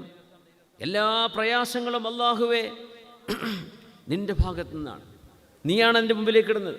റസൂലുള്ളാഹി സ്വല്ലല്ലാഹു അലൈഹി വസല്ലം തങ്ങൾക്ക് എന്തുകൊണ്ട് ബദറിലേക്ക് പോകേണ്ടി വന്നു? ബദർ യുദ്ധം ചെറിയ വിഷയമാണോ അത്? ത്യാഗമല്ലേ? എത്ര യുദ്ധങ്ങൾ, ഉഹദ്, ഹുനൈൻ, ഖന്തഖ് എന്നൊക്കെ പറഞ്ഞാൽ എന്താ നിങ്ങൾ ആലോചിച്ച് നോക്കി. ഒരു JCB പോലും ഇല്ലാത്ത കാലത്താണ് മദീനയുടെ ഒരു ഏരിയ മൊത്തം ആഴമേറിയ കിടങ്ങുകൾ സ്വഹാബികൾ കുഴിച്ചെടുത്തത്. ത്യാഗമാണ്. എന്തിന് അള്ളാഹു ഇതൊക്കെ ചെയ്യിക്കണം അവരെ കൊണ്ട്? ഇത് സംഭവിക്കുന്നത് അള്ളാഹുവിൻ്റെ ഇടപെടലാണ്. അങ്ങനെ പറയാം. ശത്രുക്കൾ വരുന്നു, അത് അള്ളാഹുവിൻ്റെ ഇടപെടലാണ്. മുസ്ലിമീങ്ങൾക്ക് ഇനി എന്ത് തന്നെ നമ്മൾ നമ്മുടെ ഈമാനെ ശരിക്ക് സൂക്ഷിക്കണം. നമ്മുടെ നാട്ടിലൊക്കെ പിന്നെ ഇങ്ങനെ പോയാൽ എന്താവും? ഒന്നും ആവാൻ പോണില്ല. അള്ളാഹുവിൻ്റെ ഖളാ എന്തുണ്ടോ അത് മാത്രമേ സംഭവിക്കൂ. ഒരു മനുഷ്യനും ഒരു ഭരണാധികാരിക്കും ഒരു രാഷ്ട്രീയക്കാരനും ഒന്നും മനുഷ്യരിൽ ചെയ്യാൻ കഴിയില്ല. അള്ളാഹു ഉദ്ദേശിക്കുന്ന വിഷയങ്ങളല്ലാതെ ഒന്നുമേ ഒരാൾക്കും ചെയ്യാൻ കഴിയില്ല. അള്ളാഹുവിനങ്ങ് തീരുമാനമുണ്ടോ, ഒരു പരീക്ഷണമുണ്ടോ ഒരു ഉമ്മത്തിന്?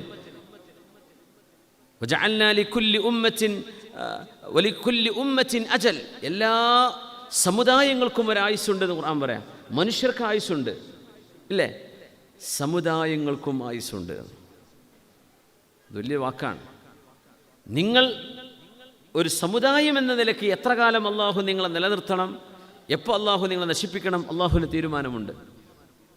അതിന് ചിലത് കാരണങ്ങളുണ്ടാവും. എത്രയോ കാരണങ്ങൾ ചരിത്രത്തിൽ നടന്നു. അള്ളാഹു റബ്ബുൽ ഇസ്സത്ത് നിങ്ങളുടെ കൂടെ നിൽക്കുകയാണ്.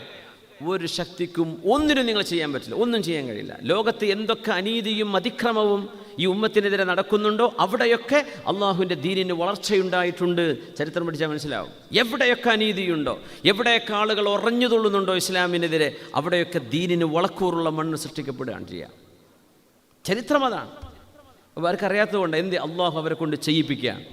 ഈ ഉറങ്ങിക്കിടക്കുന്ന ഒരു ദീനിനെ, ഇത് ഉറങ്ങിക്കിടക്കുന്ന ഒരു ദീനായിരുന്നെങ്കിൽ ആരറിയാനാ ഇസ്ലാമിന്? എന്തെങ്കിലും പേര് പറഞ്ഞ് ആക്ഷേപിച്ചിട്ടെങ്കിലും, എന്തെങ്കിലും തെറി പറഞ്ഞിട്ടെങ്കിലും, പച്ച നുണകൾ എടുത്തുവിട്ടിട്ടാണെങ്കിലും, പച്ചയായ ആരോപണങ്ങൾ ഉന്നയിച്ചിട്ടാണെങ്കിലും ദീനിന് അള്ളാഹു ഒരു ഉണർവും ഇസ്ലാമിനൊരു ഇസ്സത്തും അള്ളാഹു അതിൻ്റെ പിറകിൽ ചെയ്തിരിക്കും. അത് ഉറപ്പാണ്. അപ്പം നമ്മൾ എന്ത് ചെയ്യരുത്? നമ്മുടെ അഖീദ്, നമ്മുടെ സംരക്ഷണം, നമ്മുടെ നാട്, നമ്മുടെ വീട്, നമ്മുടെ കുടുംബം, നമ്മുടെ സഹജീവികൾ, ഈ പ്രകൃതി, ഈ ഭൂമി, ഈ ലോകം, ഇത് സംരക്ഷിക്കുന്നത് മനുഷ്യനല്ല. ആരാണ്? അള്ളാഹുവാണ്. ആക്കി നമുക്ക് വരാറുണ്ട്, അങ്ങനെ വിശ്വാസം വരാറുണ്ടോ?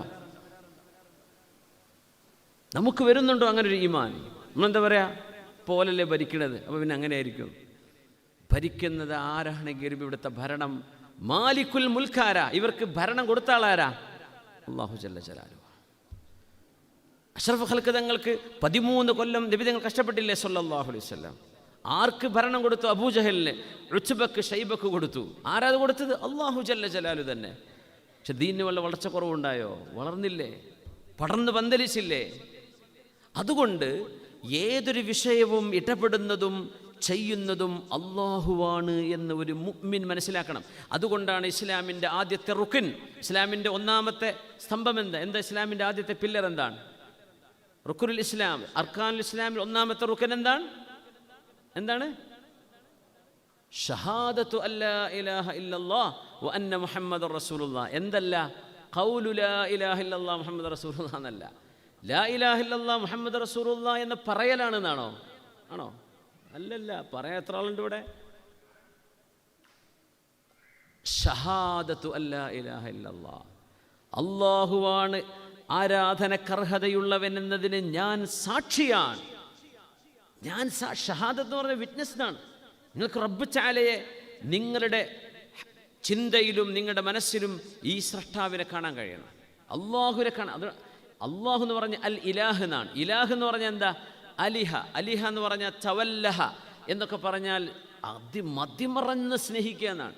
നിങ്ങൾ മതിമറന്ന് സ്നേഹിക്കുന്ന ഒരു സ്രഷ്ടാവ്, ആ സ്രഷ്ടാവാണ് നിങ്ങൾ ഇങ്ങോട്ട് പറഞ്ഞയച്ചത്. അവൻ ഉദ്ദേശിക്കുമ്പോൾ നിങ്ങൾ മരിക്കും, അവനുദ്ദേശിക്കുന്ന കാലത്തോളം നിങ്ങളിവിടെ ജീവിക്കും. അവനുദ്ദേശിച്ചപ്പോഴാണ് നിങ്ങൾ ജനിച്ചത്. അവൻ്റെ തീരുമാനങ്ങളാണ് ഇവിടെ നടന്നുകൊണ്ടിരിക്കുന്നത്. പക്ഷെ നിങ്ങളുടെ നിയ്യത്തുകൾക്ക് നിങ്ങൾക്ക് രക്ഷയുണ്ടാവും, ശിക്ഷയുണ്ടാവും. ഇതാണ് നമ്മുടെ വിശ്വാസം. ഈ വിശ്വാസം സ്ഥാപിക്കാൻ 13 കൊല്ലം നബി ഞങ്ങളെടുത്തത് സ്വല്ലല്ലാഹു അലൈഹി വസല്ലം. അള്ളാഹുവിൻ്റെ മഹത്വം മനസ്സിലാക്കാൻ. അത് മനസ്സിലായി കഴിഞ്ഞാൽ പിന്നെ നിസ്കാരം എളുപ്പമാണ്, പിന്നെ നോമ്പ് എളുപ്പമാണ്, ഹജ്ജ് എളുപ്പമാണ്, സക്കാത്ത് എളുപ്പമാണ്. അള്ളാഹിനെ മനസ്സിലായിട്ടില്ല, ഇതൊക്കെ മടി, പിന്നെ ബാക്കിൽ നിന്ന് ഇങ്ങനെ പുഷ് ചെയ്തുകൊണ്ടിരിക്കേണ്ടി വരും. മറ്റത് വേണ്ട, സ്വന്തമായിട്ട് അവരിറങ്ങും. ഒരു വിഷമവും അവരെ തളർത്തൂല, ഒരു ദാരിദ്ര്യവും അവരെ വിഷമത്തിലാക്കൂല, ഒരു കടബാധ്യത കൊണ്ടും അവർ പിന്മാറൂല. എന്തേ? അല്ലാഹു റബ്ബുൽ ഇസ്സത്തിൻ്റെ ഒരു തീരുമാനം വരുന്നത് വരേക്കും അവർ പ്രതീക്ഷയിലാണ്. എന്തേ? എൻ്റെ കാര്യങ്ങൾ ഇടപെട്ട് നന്നാക്കി തരുന്നത് എൻ്റെ അള്ളാഹുവാണ്. മനുഷ്യർ അതിന് സബബാണ്, കാരണക്കാരാണ്. പക്ഷെ നമ്മൾ സബബിലേക്കാണ് നോക്കുക, മുസബ്ബിബായ അള്ളാഹു നമ്മൾ കാണുന്നില്ല. അപ്പം നമുക്ക് അള്ളാഹുവിൻ്റെ മഹത്വം മനസ്സിലാവില്ല. ഇന്നഹു കാന ലാ യുഅ്മിനു ബില്ലാഹിൽ അദീം. അദീമായ അള്ളാഹുവിനെ അവരെ മനസ്സിലാക്കിയില്ലല്ലോ, അവർ വിശ്വസിച്ചില്ലല്ലോ. അള്ളാഹിനെ വിശ്വസിച്ചിട്ടുണ്ട്, പക്ഷെ അള്ളാഹു എല്ലാറ്റിനും പോന്നവനാണ് എന്ന് അള്ളാഹുവിനെ കുറിച്ച് വിശ്വസിക്കുമ്പോഴാണ് നമ്മൾ യഥാർത്ഥ മുഅ്മിനീങ്ങളാകുന്നത്. അതാണ് ഈമാൻ. ഈമാൻ എളുപ്പമല്ല. എല്ലാ മുസ്ലിമീങ്ങളും മുഅ്മിനീങ്ങളായിക്കൊള്ളുന്നില്ല. എല്ലാവരുടെയും ഈമാൻ ഒരുപോലെ ആവണമെന്നില്ല. പണ്ഡിതന്മാരുടെ ഈമാൻ പോലും ഒരുപോലെ ആവില്ല. പിന്നെ സാധാരണക്കാരുടേത് എങ്ങനെയാണ്? എന്തേ? ഈമാനിൽ അൽ ഈമാനു യസീദു വയൻഖുസു യസീദുഹു ത്വആതു വയൻഖുസുഹുൽ സയ്യിആത്ത്. ഈമാൻ എന്നത് കൂടുകയും കുറയുകയും ചെയ്യും. നന്മ ചെയ്യുമ്പോൾ കൂടുന്നതും തിന്മ ചെയ്യുമ്പോൾ കുറയുന്നതുമാണ് ഈമാൻ എന്ന് ഇമാം ബുഖാരി റഹ്മത്തുള്ളാഹി അലൈഹി സ്വഹീഹുൽ ബുഖാരിയിൽ ബാബുണ്ട്. ഈമാൻ കൂടുകയും കുറയുകയും ചെയ്യുന്നു.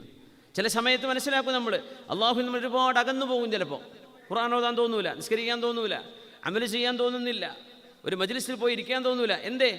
നമുക്കൊരു തരത്തിൽ ഹൃദയത്തിന് ഒരു സ്റ്റാഗ്നേഷൻ വരും, ഒരു തരം സ്റ്റിൽനെസ്.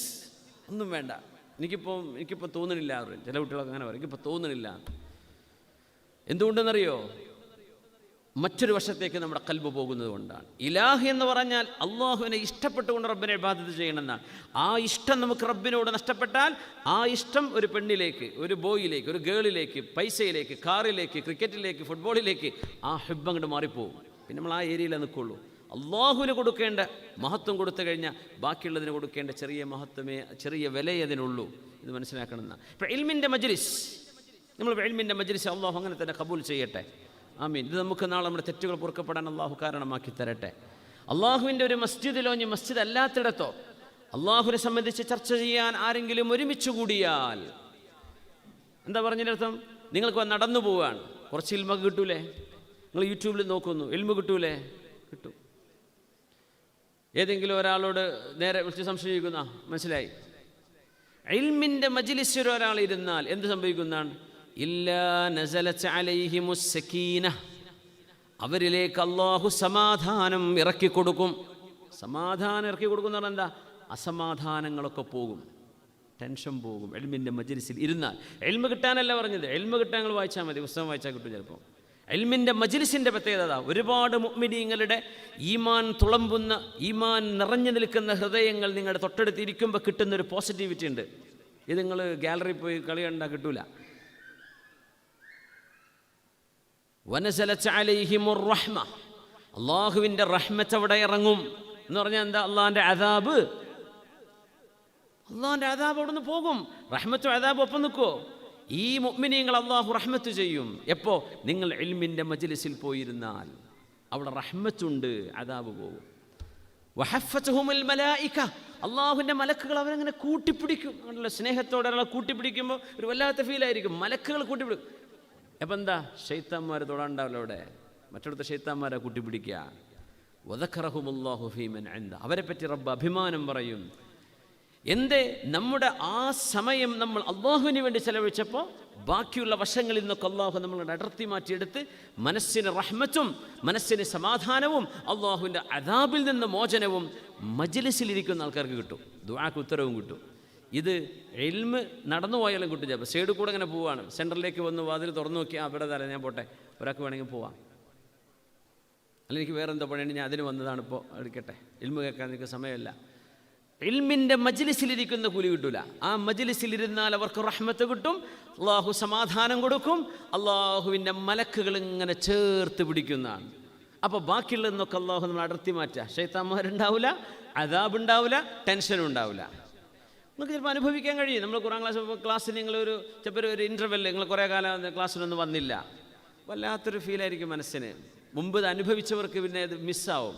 പടച്ചോനേക്ക് വരാൻ പറ്റുന്നില്ലല്ലോ, ഒരു ടെൻഷൻ വരും. വന്നിരിക്കുമ്പോൾ എന്തോ ഒരു സമാധാനം തോന്നും. എന്തേ? നിങ്ങൾ അറിഞ്ഞ അറിവ് തന്നെയായിരിക്കും കേൾക്കുന്നുണ്ടാവുക, നിങ്ങൾ മുമ്പ് കേട്ടത് തന്നെയായിരിക്കും കേൾക്കുന്നുണ്ടാവുക. ദീനിൽ പുതിയതുണ്ടാക്കാൻ പറ്റുമോ?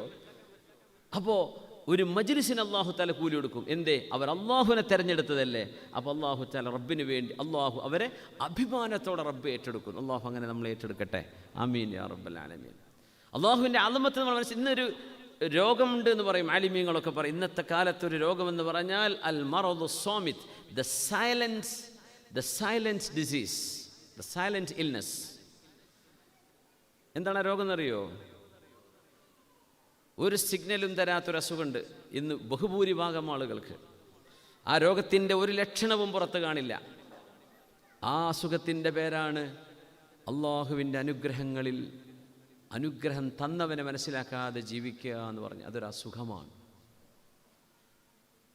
ഒരു 500 കൊല്ലം മുമ്പ് ജീവിച്ച ഒരാളുടെ മുമ്പിലേക്ക് നമുക്ക്, if you can travel back in time, അങ്ങനെ കഴിയുമെങ്കിൽ 1000 കൊല്ലം മുമ്പ് ഇവിടെ ജീവിച്ചു പോയൊരു മനുഷ്യനെ നിങ്ങൾക്ക് ഇപ്പോൾ കാണാൻ പറ്റുകയും ആ മനുഷ്യൻ്റെ മുമ്പിൽ ചെന്ന് നിങ്ങൾ പറയാൻ, ഞാൻ വരുന്നതേ, ഞാനിപ്പോൾ ഫ്ലൈറ്റിലാണ് വന്നത്, എയർപോർട്ടിൽ നിന്ന് ഇങ്ങോട്ട് വന്നതാണ്, ഞങ്ങൾക്കിപ്പോൾ വലിയ ദൂരങ്ങളൊക്കെ വളരെ കുറഞ്ഞ സമയം കൊണ്ട് ട്രാവൽ ചെയ്യാൻ പറ്റും.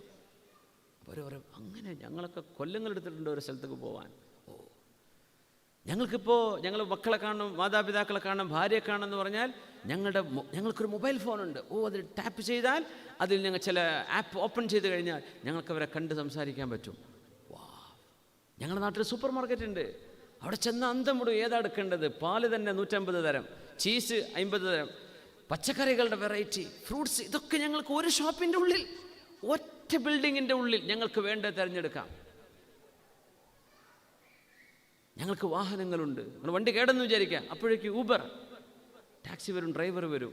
പിന്നെ ഭക്ഷണം വിശക്കുന്നുണ്ട്, തലബാത്ത് ഡെലിവറു. ഇങ്ങനെയുള്ള ലോകത്താണ് ഞങ്ങൾ നിൽക്കുന്നു പറഞ്ഞ് അവർ പറയും, നിങ്ങൾ വരുന്നത് ജന്നത്തുൽ ഫിർദൗസിൽ നിന്നാണ്. എവിടെയാണ് ആ സ്ഥലം എന്ന് പറഞ്ഞതാന്ന് പറയും. എന്തുകൊണ്ട് നമുക്കത് ബോധിക്കുന്നില്ല? നമുക്ക് തോന്നുന്നില്ലല്ലോ അത്. ആ അസുഖത്തിൻ്റെ പേരാണ് ദ സൈലന്റ് ഡിസീസ്, മൗനിയായ അസുഖം. അള്ളാഹുവിൻ്റെ നിഅമത്തിന് വില കൊടുക്കാൻ നമുക്ക് പറ്റുന്നില്ല. നമ്മൾ അനുഭവിക്കുന്ന നിഅമത്തിൻ്റെ വില എത്രയാണെന്ന് നമുക്കോ നമ്മുടെ മക്കൾക്കോ മനസ്സിലാവുന്നില്ല. അതാണ് വിഷയം. നമ്മുടെ കൂടെ ഇല്ലാത്തതിനെ നമ്മൾ ആഗ്രഹിച്ചു കൊണ്ടിരിക്കാൻ, നമുക്ക് കിട്ടാതെ മറ്റൊരാൾക്ക് കിട്ടിയത് അതുപോലെ എനിക്കായില്ലല്ലോ എന്ന് കമ്പയർ ചെയ്തുകൊണ്ടിരിക്കാൻ, നമ്മുടെ ശരീരത്തിലുള്ള നിഅമത്ത്, അള്ളാഹു തന്ന മഹത്വം നമ്മൾ ഇടിച്ച് തകർത്ത് വില കൊടുക്കാതെ നമ്മൾ നിൽക്കാൻ. ആരോഗ്യമുണ്ട്, നമ്മൾ ബില്യനേഴ്സാണെന്ന്. ആരോഗ്യമുണ്ടെങ്കിൽ നിങ്ങളുടെ കിഡ്നി പോയിട്ടില്ലല്ലോ. നിങ്ങൾ ഡയാലിസിസ് ചെയ്യുന്നുണ്ടോ ഡെയിലി 2 വട്ടം 3 വട്ടം? ഇല്ല. നിങ്ങളുടെ ഹാർട്ടിന് കാര്യമായ പ്രശ്നമുണ്ടോ? ഇപ്പോൾ ഫിക്സ് ചെയ്തിട്ടില്ലേ? ഉണ്ടെങ്കിൽ ഉണ്ട്, നിങ്ങൾ മില്യനെയറാണ്. പക്ഷെ നമ്മൾ ചിന്തിക്കുക എന്താ, എനിക്ക് അതില്ലല്ലോ, ഇതില്ലല്ലോ, അത് കിട്ടിയില്ലല്ലോ, ഇത് കിട്ടിയില്ലല്ലോ.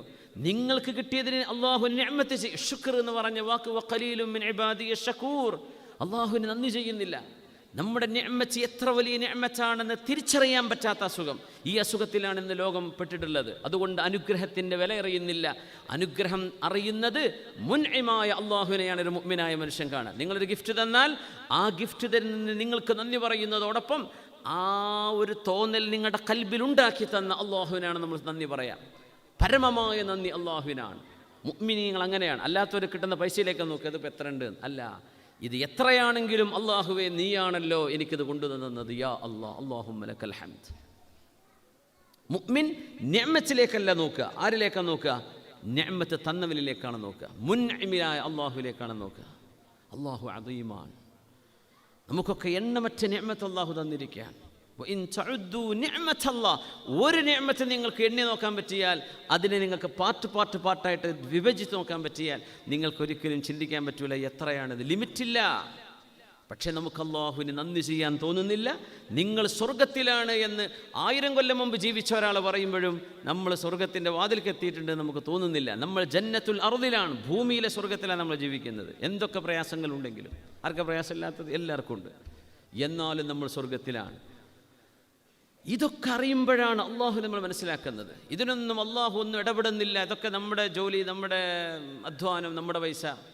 അല്ലല്ല, നിങ്ങളെപ്പോലെ നിങ്ങളിലേറെ ക്വാളിഫൈഡായ ആൾക്കാർ ഇവിടെ ഇരിക്കുന്നുണ്ട്. അവർക്ക് നിങ്ങളെപ്പോലെ അല്ല കൊടുത്തിട്ടുണ്ടാവില്ല. നിങ്ങളിലേറെ ആരോഗ്യമുള്ളവരുണ്ട് ഇവിടെ, അവർക്കല്ല കൊടുത്തിട്ടുണ്ടാവില്ല. നിങ്ങളേറെ വിദ്യാഭ്യാസമുള്ളവരുണ്ട്, അവർക്കല്ല കൊടുത്തിട്ടുണ്ടാവില്ല. പിന്നെ അള്ളാഹു അവർക്കും നിങ്ങൾക്കും നൽകുന്നത് അതാഉം മിനല്ലാഹി വഫളൽ, അള്ളാഹുവിൻ്റെ ഔദാര്യമാണ്. അതുകൊണ്ട് അള്ളാഹു അദീമാണ്. ഇത് മനസ്സിലാക്കുന്ന ഒരു മുഅ്മിനായ മനുഷ്യന് അമൽ കുറഞ്ഞാലും രക്ഷപ്പെട്ടു പോകും മുഅ്മിനെ. അതാ, ഇത് നിങ്ങളുടെ ഖൽബിൽ വേണം. ഏത് സമയത്തും മനുഷ്യൻ ചെയ്യുന്ന പ്രവർത്തനങ്ങളെല്ലാം അള്ളാഹു എനിക്ക് വേണ്ടി അവരിലൂടെ ചെയ്യിപ്പിക്കുകയാണ്. ഇത് നമ്മൾ മനസ്സിലാവണം. നമ്മുടെ സ്റ്റാഫ്, നമ്മുടെ മാനേജർ, നമ്മുടെ എംപ്ലോയർ, നമ്മുടെ നാട്, നമ്മുടെ ഭരണാധികാരികൾ, നാട് ഭരിക്കുന്നവർ, രാഷ്ട്രീയ പാർട്ടിക്കാർ, എന്തൊക്കെ നടന്നാലും ഇത് എൻ്റെ റബ്ബ് നിശ്ചയിച്ച അമലുകൾ മനുഷ്യരുടെ കരങ്ങളിലൂടെ അള്ളാഹു നടത്തുകയാണ്. അതിന് അള്ളാഹുവിന് ചില തന്ത്രങ്ങളും ഹിക്മത്തുമുണ്ട്. എനിക്ക് ചിലപ്പോൾ അറിഞ്ഞു എന്ന് വരും, അറിഞ്ഞില്ല എന്ന് വരും. അതാണ് അള്ളാഹുവിനെ സംബന്ധിച്ചുള്ള നമ്മുടെ വിശ്വാസം. അത് മനസ്സിലായിട്ട് അള്ളാഹുവിൻ്റെ സിഫാത്തുകൾ മനസ്സിലാക്കിയിട്ട് കാര്യമുള്ളൂ. അള്ളാഹുവിൻ്റെ മഹത്വം മനസ്സിലാക്കുന്നതിൻ്റെ മുമ്പ് അള്ളാഹുവിൻ്റെ അമാലുകൾ, പ്രവർത്തനങ്ങളാണ് നമുക്ക് ചുറ്റും നടക്കുന്നത് എന്ന് മനസ്സിലാക്കണം. അള്ളാഹു തൗഫീക്ക് ചെയ്യട്ടെ.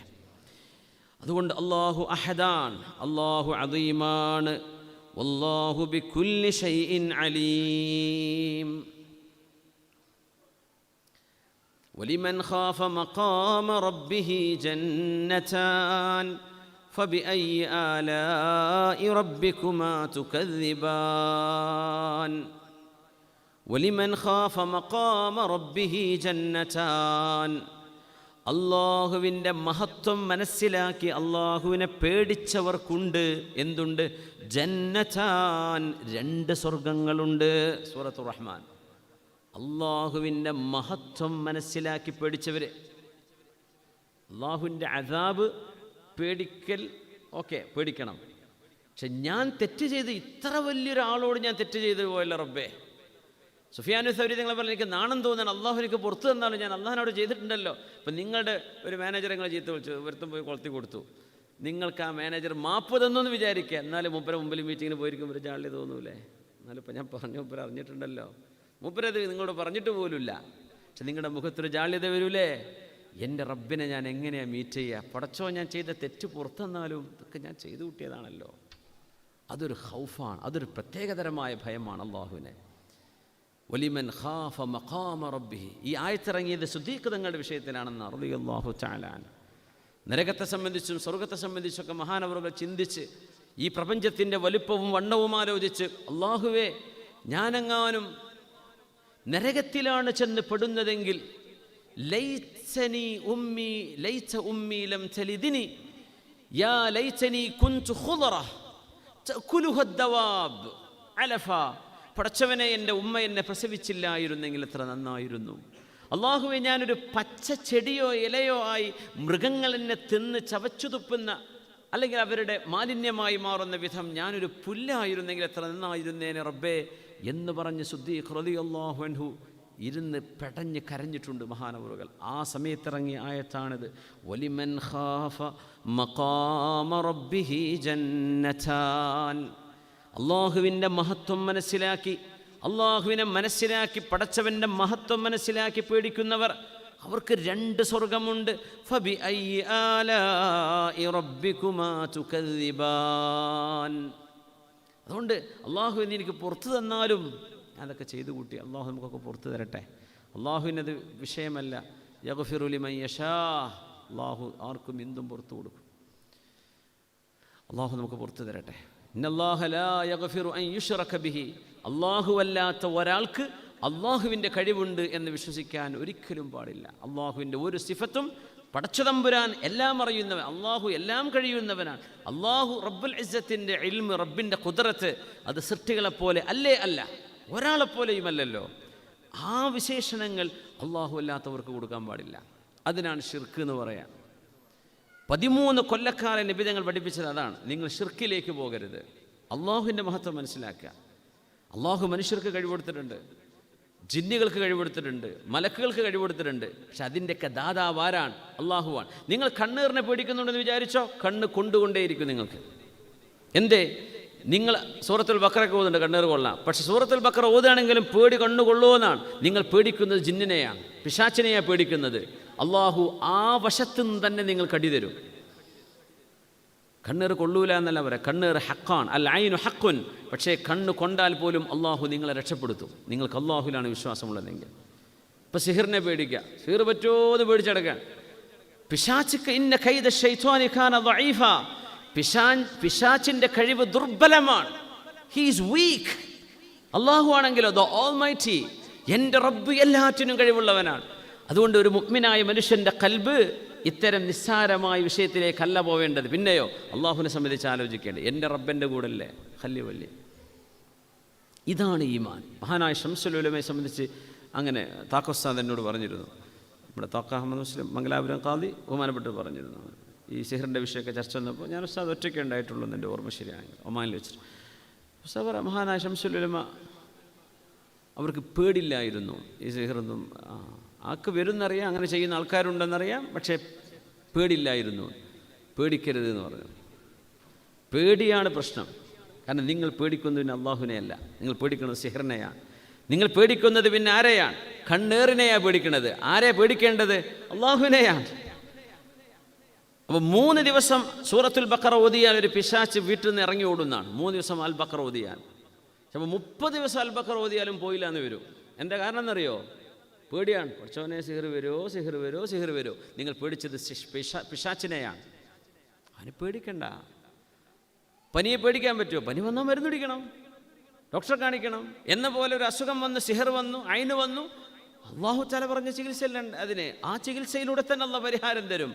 നമ്മൾ ഇന്ന് ചെയ്യുന്നതൊക്കെ അള്ളാഹു നിസ്സാരവും ദുർബലവുമാണെന്ന് പറഞ്ഞതിനെ വല്ലാണ്ട് പേടിച്ചു. ആരെ മറന്നു? അള്ളാഹു റബ്ബുൽ ഇസ്സത്തിനെ മറന്നു. കൊറോണ വന്നപ്പോഴും അതന്നെ ഉണ്ടായത്. പേടിച്ചത് കൊറോണ വൈറസിനെയാണ്, അള്ളാഹിനല്ലേ പേടിച്ചത്. കൊറോണ പേടിച്ചവരൊക്കെ നമ്മൾ അള്ളാഹിനെ പേടിച്ചിട്ടുണ്ടെങ്കിൽ സ്വർഗം കിട്ടിയേനെ. എന്തൊരു പേടിയാണ് പേടിച്ചത്? ഒന്ന് തൊടുവോ? അവിടെ ഉണ്ടോ? ഇവിടെ എയറിൽ മുമ്പ് നേരത്തെ തുമ്മിയതിൻ്റെ അംശം ഇവിടെ ബാക്കി ഉണ്ടാവുമോ? എനിക്ക് കിട്ടുമോ? ഞാൻ മരിക്കുമോ? സൂക്ഷിക്കണം. പേടിക്കേണ്ടത് ആരെയാണ്? അള്ളാഹുവിനെയാണ്. ഇന്നഹു കാന ലാ യുഅ്മിനു ബില്ലാഹിൽ അദീം. ഇത് പഠിപ്പിക്കാനാ 13 കൊല്ലം അഷ്റഫുൽ ഖൽഖ് തങ്ങൾ ചെലവഴിച്ചത്. ദാറുൽ അർഖമിൽ റസൂലുള്ളാഹി സ്വല്ലല്ലാഹു അലൈഹി വസല്ലം തങ്ങളുടെ മുഴുവൻ അധ്വാനവും പോയത് മുഅ്മിനീങ്ങളുടെ ഖൽബിൽ ഈമാൻ നിറക്കാനാണ്. അത് കഴിഞ്ഞിട്ടാണ് നിസ്കാരം നിർബന്ധമാവുന്നത്. 13 കൊല്ലം നിസ്കരിച്ചിട്ടില്ല മുഅ്മിനീങ്ങൾ. സുന്നത്ത് നിസ്കാരം, നബി തങ്ങൾക്ക് നിസ്കാരമുണ്ട്, നിർബന്ധമാണ്. തങ്ങൾ നോമ്പെടുത്തിട്ടുണ്ട് മക്ക കാലഘട്ടത്തിൽ. പക്ഷേ മുസ്ലിമീങ്ങൾക്ക് നിസ്കാരം നിർബന്ധമായിരുന്നില്ല. സക്കാത്തായില്ല, ഹജ്ജായില്ല, നോമ്പായില്ല, കള്ള് ഹറാമാക്കിയിട്ടില്ല. അതൊക്കെ എപ്പോഴാണെന്നറിയോ? അള്ളാഹു ആരാണെന്ന് മനസ്സിലായി. അതുകൊണ്ടല്ലേ സ്വഹാബിമാർ ബദറിലേക്ക് ഇറങ്ങിയത്. അവർക്ക് അള്ളാഹുവിനെ മനസ്സിലായിട്ടുണ്ട്. പിന്നെ 1000 കല്ലി വല്ലി പേടില്ല. അള്ളാഹുവിനെ ഇത് മനസ്സിലാക്കാത്ത ഒരാളെ സംബന്ധിച്ചിടത്തോളം ഈ ലോകത്ത് അർത്ഥമില്ലാത്തൊരു ജീവിതമാണ്. അള്ളാഹുവിനെ മനസ്സിലായില്ല, എന്ത് പിന്നെ ഉള്ളത്? ഈ ലോകത്തിൻ്റെ സൃഷ്ടാവ് വേണമെന്നവർക്ക് ബോധിച്ചിട്ടില്ല ഇതുവരെ. അതിലേറ്റവും സത്യസന്ധമായ മെസ്സേജാണ് വിശുദ്ധ ഖുർആനും അഷ്റഫുൽ ഖൽഖ് എന്ന റസൂലുള്ളാഹി തങ്ങളും എന്ന് മനസ്സിലായിട്ടില്ല. പിന്നെ ലൈഫ് ഈസ് വേസ്റ്റ്, ഒരു കാര്യമില്ല. മക്കൾ പഠിക്കുന്നുണ്ട്, മെഡിസിന് പഠിക്കുന്നു. ഇപ്പോൾ നമ്മൾ നീറ്റ് എക്സാം എഴുതുന്നു, ഭയങ്കര ടെൻഷനായിരിക്കും. മെഡിസിന് 4 കൊല്ലം, ചിലപ്പോൾ 5 കൊല്ലം 6 കൊല്ലം പഠിക്കും. ചിലപ്പോൾ അത് കഴിഞ്ഞിട്ട് വേറെയും ചില എക്സാം സെറ്റ് ചെയ്യും. അങ്ങനെ ഒരു 14-15 വയസ്സിൽ നിന്ന് പ്ലാൻ ചെയ്ത് തുടങ്ങി കുട്ടിക്കൊരു 25-26 വയസ്സാകുമ്പോൾ മെഡിസിൻ പാസ്സായിട്ട് MBBS പാസ്സായിട്ട് ഇറങ്ങി വരും. അപ്പോൾ ഗവൺമെൻറ് ജോലി എടുക്കും എവിടെയെങ്കിലും ഒരു കുഗ്രാമത്തിലെ ക്ലിനിക്കിൽ. അൽഹംദുലില്ലാഹ് ഗവൺമെൻറ് ജോലിയാണ്, ഓൻ സന്തോഷിച്ച് പോവാണ്.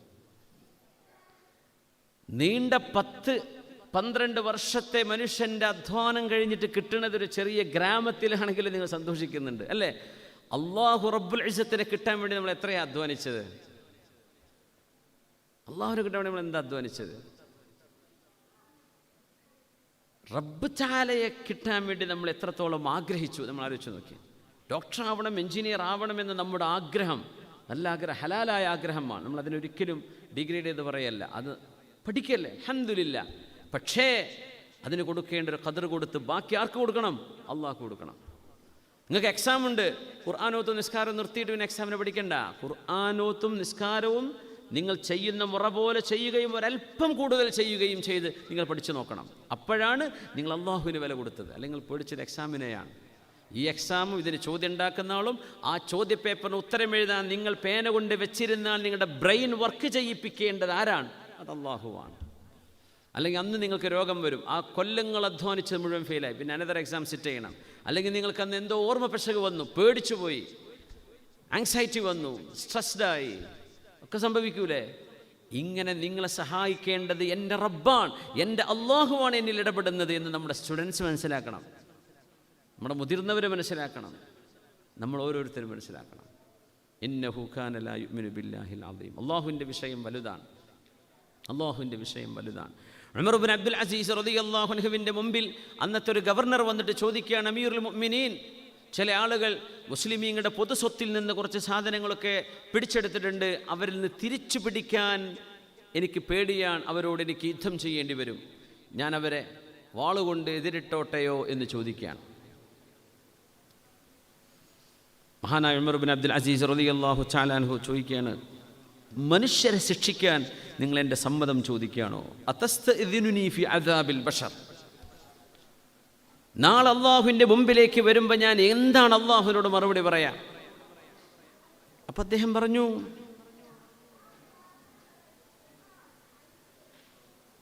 അവരെ കിട്ടൂല, അവർ പറഞ്ഞാൽ കേൾക്കൂല, തിരിച്ചു തരണമെന്ന് പറഞ്ഞാൽ അവർ തരൂല.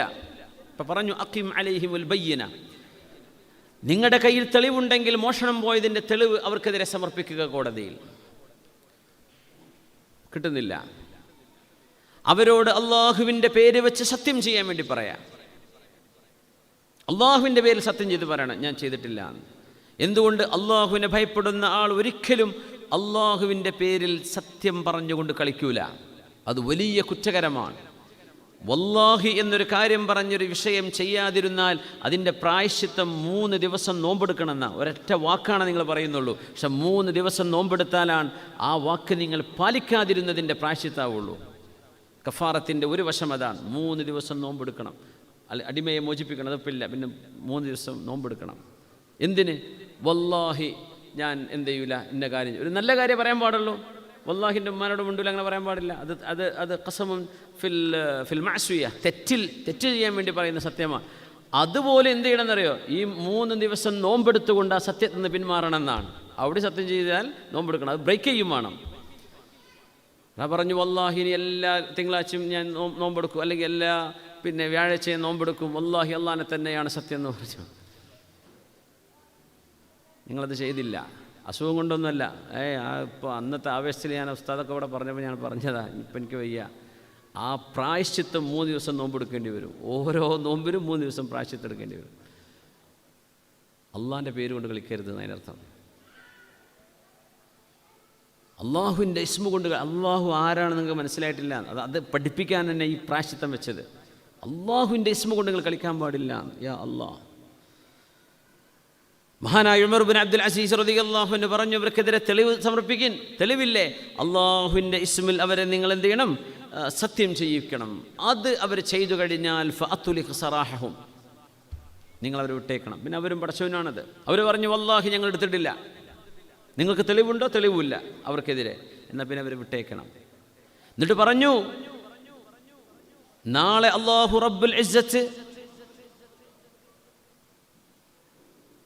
അവർ ചെയ്ത ഈ ഒരു വഞ്ചനയുമായി റബ്ബിൻ്റെ മുമ്പിലേക്ക് വരലാണ്.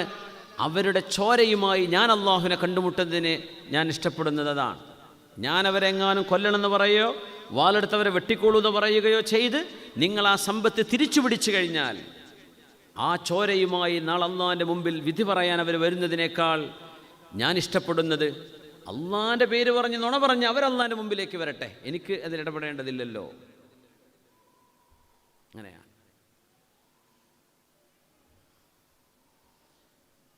സയ്യിദുനാ ഉമർ ഇബ്നു അബ്ദുൽ അസീസ് റളിയല്ലാഹു അൻഹു, അബൂ ദർ ഗിഫാരി റളിയല്ലാഹു അൻഹു പറയാൻ, സ്വഹീഹായ ഹദീസ് ഫീമാ യർവി അനില്ലാഹി തബാറക വതആല, അഷ്റഫുൽ ഖൽഖ് സ്വല്ലല്ലാഹു അലൈഹി വസല്ലം തങ്ങൾ അല്ലാഹുവിൽ നിന്ന് ഉദ്ധരിക്കുന്ന ഖുദ്സിയായ ഹദീസ്, അന്നഹു ഖാൽ, അല്ലാഹു തആല പറയാൻ. ഇത് നബി തങ്ങൾക്ക് അല്ലാഹു അറിയിച്ചു കൊടുക്കുന്നു. അഷ്റഫുൽ ഖൽഖ് സ്വല്ലല്ലാഹു അലൈഹി വസല്ലം തങ്ങൾ നമുക്ക് അറിയിച്ചു തരുന്നു. യാ ഇബാദി, എൻ്റെ അടിമകളെ, ഇന്നി ഹറംതു ദുൽമ അലാ നഫ്സി വജഅൽതുഹു ബൈനകും മുഹറമൻ ഫലാ തളാലമു. അനീതി ഞാൻ ചെയ്യൂല. അള്ളാഹു പറയാം, എനിക്കത് ഹറാമാണ്. അള്ളാഹുവിനെ നിഷിദ്ധമാക്കി. ഒരാളെയും അള്ളാഹു അനീതിയോടുകൂടെ അള്ളാഹു ആരോടും പെരുമാറൂല. അതുകൊണ്ട് ഫലാ തളാലമു, നിങ്ങളാരും ആരോടും അനീതി ചെയ്യരുതേ. ഫലാ തളാലമു. യാ ഇബാദി കുല്ലുക്കും ളാല്ലുൻ ഇല്ലാ മൻ ഹദൈതു, നിങ്ങളെല്ലാവരും വഴിപിഴച്ചു പോകും, ഞാൻ ഹിദായത്ത് തരുന്നവരൊഴികെ. ഫസ്തഹ്ദൂനി അഹ്ദിക്കും, നിങ്ങൾ എന്നോട് ഹിദായത്തിനെ ചോദിക്കണേ, അഹ്ദിക്കും, ഞാൻ നിങ്ങൾക്ക് ഹിദായത്ത് തരും. അള്ളാഹു നമുക്ക് ഹിദായത്ത് നടത്തി തരട്ടെ. ഇബാദി, എൻ്റെ അടിമകളെ, കുല്ലുക്കും ജായിഉൻ ഇല്ലാ മൻ അത്അംതുഹു, ഞാൻ ഭക്ഷണം കൊടുക്കുന്ന ആളുകൾക്കല്ലാതെ ഇവിടെ ഭക്ഷണം കിട്ടൂല. അതുകൊണ്ട് നിങ്ങളൊക്കെ വിശന്നവരാണ്, നിങ്ങളൊക്കെ വിശക്കും. ഞാൻ ഭക്ഷണം തരുന്നവർക്ക് അവർക്ക് വിശപ്പ് മാറൂ. ഫസ്തത്ഇമൂനി ഉത്ഇമുക്കും, അള്ളാഹു ഞങ്ങൾക്ക് റിസ്ഖ് താ എന്ന് റബ്ബിനോട് ചോദിക്കും. അത് സ്വാലിഹീങ്ങളായ മുഅ്മിനീങ്ങളായ മനുഷ്യൻ്റെ കയ്യിലൂടെ അള്ളാഹു നിങ്ങളിലേക്ക് എത്തിക്കും. അത് എത്തിക്കുന്നത് ആരാണ്? അള്ളാഹുവാണ്. അള്ളാഹു ഇഷ്ടപ്പെട്ട ആളുകളെ, അള്ളാഹ് തിരഞ്ഞെടുക്കുന്ന ആളുകളുടെ കൈകളിലൂടെ അള്ളാഹു നിങ്ങളുടെ റിസ്ക് നിങ്ങൾ കൊണ്ടുവന്നു തരും. അത് അള്ളാഹു ചെയ്യുന്ന പണിയാണ്. കുല്ലുക്കും ആരിൻ ഇല്ലാ മൻ കസൗതുഹു ഫസ്തക്സൂനി, വസ്ത്രം വാങ്ങിക്കാൻ കഴിയാത്ത അവസ്ഥ വരും നിങ്ങളൊക്കെ നാണം മറക്കാതെ ബുദ്ധിമുട്ടും. ഞാൻ വസ്ത്രം തരുന്നവർക്കേ നാണം മറക്കാൻ പറ്റുന്നതുകൊണ്ട് വസ്ത്രം എന്നോട് ചോദിച്ചോളൂ. അല്ലാഹു തആല ഫസ്തക്സൂനി അക്സുക്കും, നിങ്ങൾക്ക് ഞാൻ വസ്ത്രം തരാം. യാ ഇബാദി ഇന്നകും തുഖ്തിഊന ബില്ലൈലി വന്നഹാർ, ജനങ്ങളെ, നിങ്ങൾ പകലിലും രാത്രിയിലും അള്ളാഹുവിനെ തെറ്റ് ചെയ്യുന്നുണ്ട്, എനിക്കറിയാം. അല്ലാഹു പറയാം, രാത്രി തെറ്റ് ചെയ്യുന്നവരുണ്ട്, പകൽ തെറ്റ് ചെയ്യുന്നവരുണ്ട്. വഅന അഗ്ഫിറു ദുനൂബ ജമീഅ, എല്ലാ തെറ്റുകളും ഞാനാണ് പുറത്തു തരുന്നത്. ഫസ്തഗ്ഫിറൂനി അഗ്ഫിർ ലക്കും, നിങ്ങൾ എന്നോട് മാപ്പ് ചോദിക്കണം, നിങ്ങൾക്ക് ഞാൻ പുറത്തു തരാം. അള്ളാഹു പുറത്തു തന്നാൽ പിന്നെ മനുഷ്യനെ പോലെയല്ല, അത് പിന്നെ ഓർത്തു വെച്ച് അല്ലെങ്കിൽ എടുത്തു പറഞ്ഞ മനുഷ്യനെ ബുദ്ധിമുട്ടാക്കൂല. റബ്ബ് തആല തൗബ സ്വീകരിച്ചു കഴിഞ്ഞാൽ ആ തെറ്റ് നിങ്ങൾ ചെയ്യാത്ത പോലെയാണ്, ബ്ലാങ്കാണ്.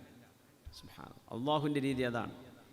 മറ്റേത് ഫയലിൽ എടുത്ത് വെച്ചിട്ടുണ്ടാവും, നിങ്ങൾ മുമ്പ് ചെയ്ത മിസ്റ്റേക്ക് ഫയലിൽ കാണും.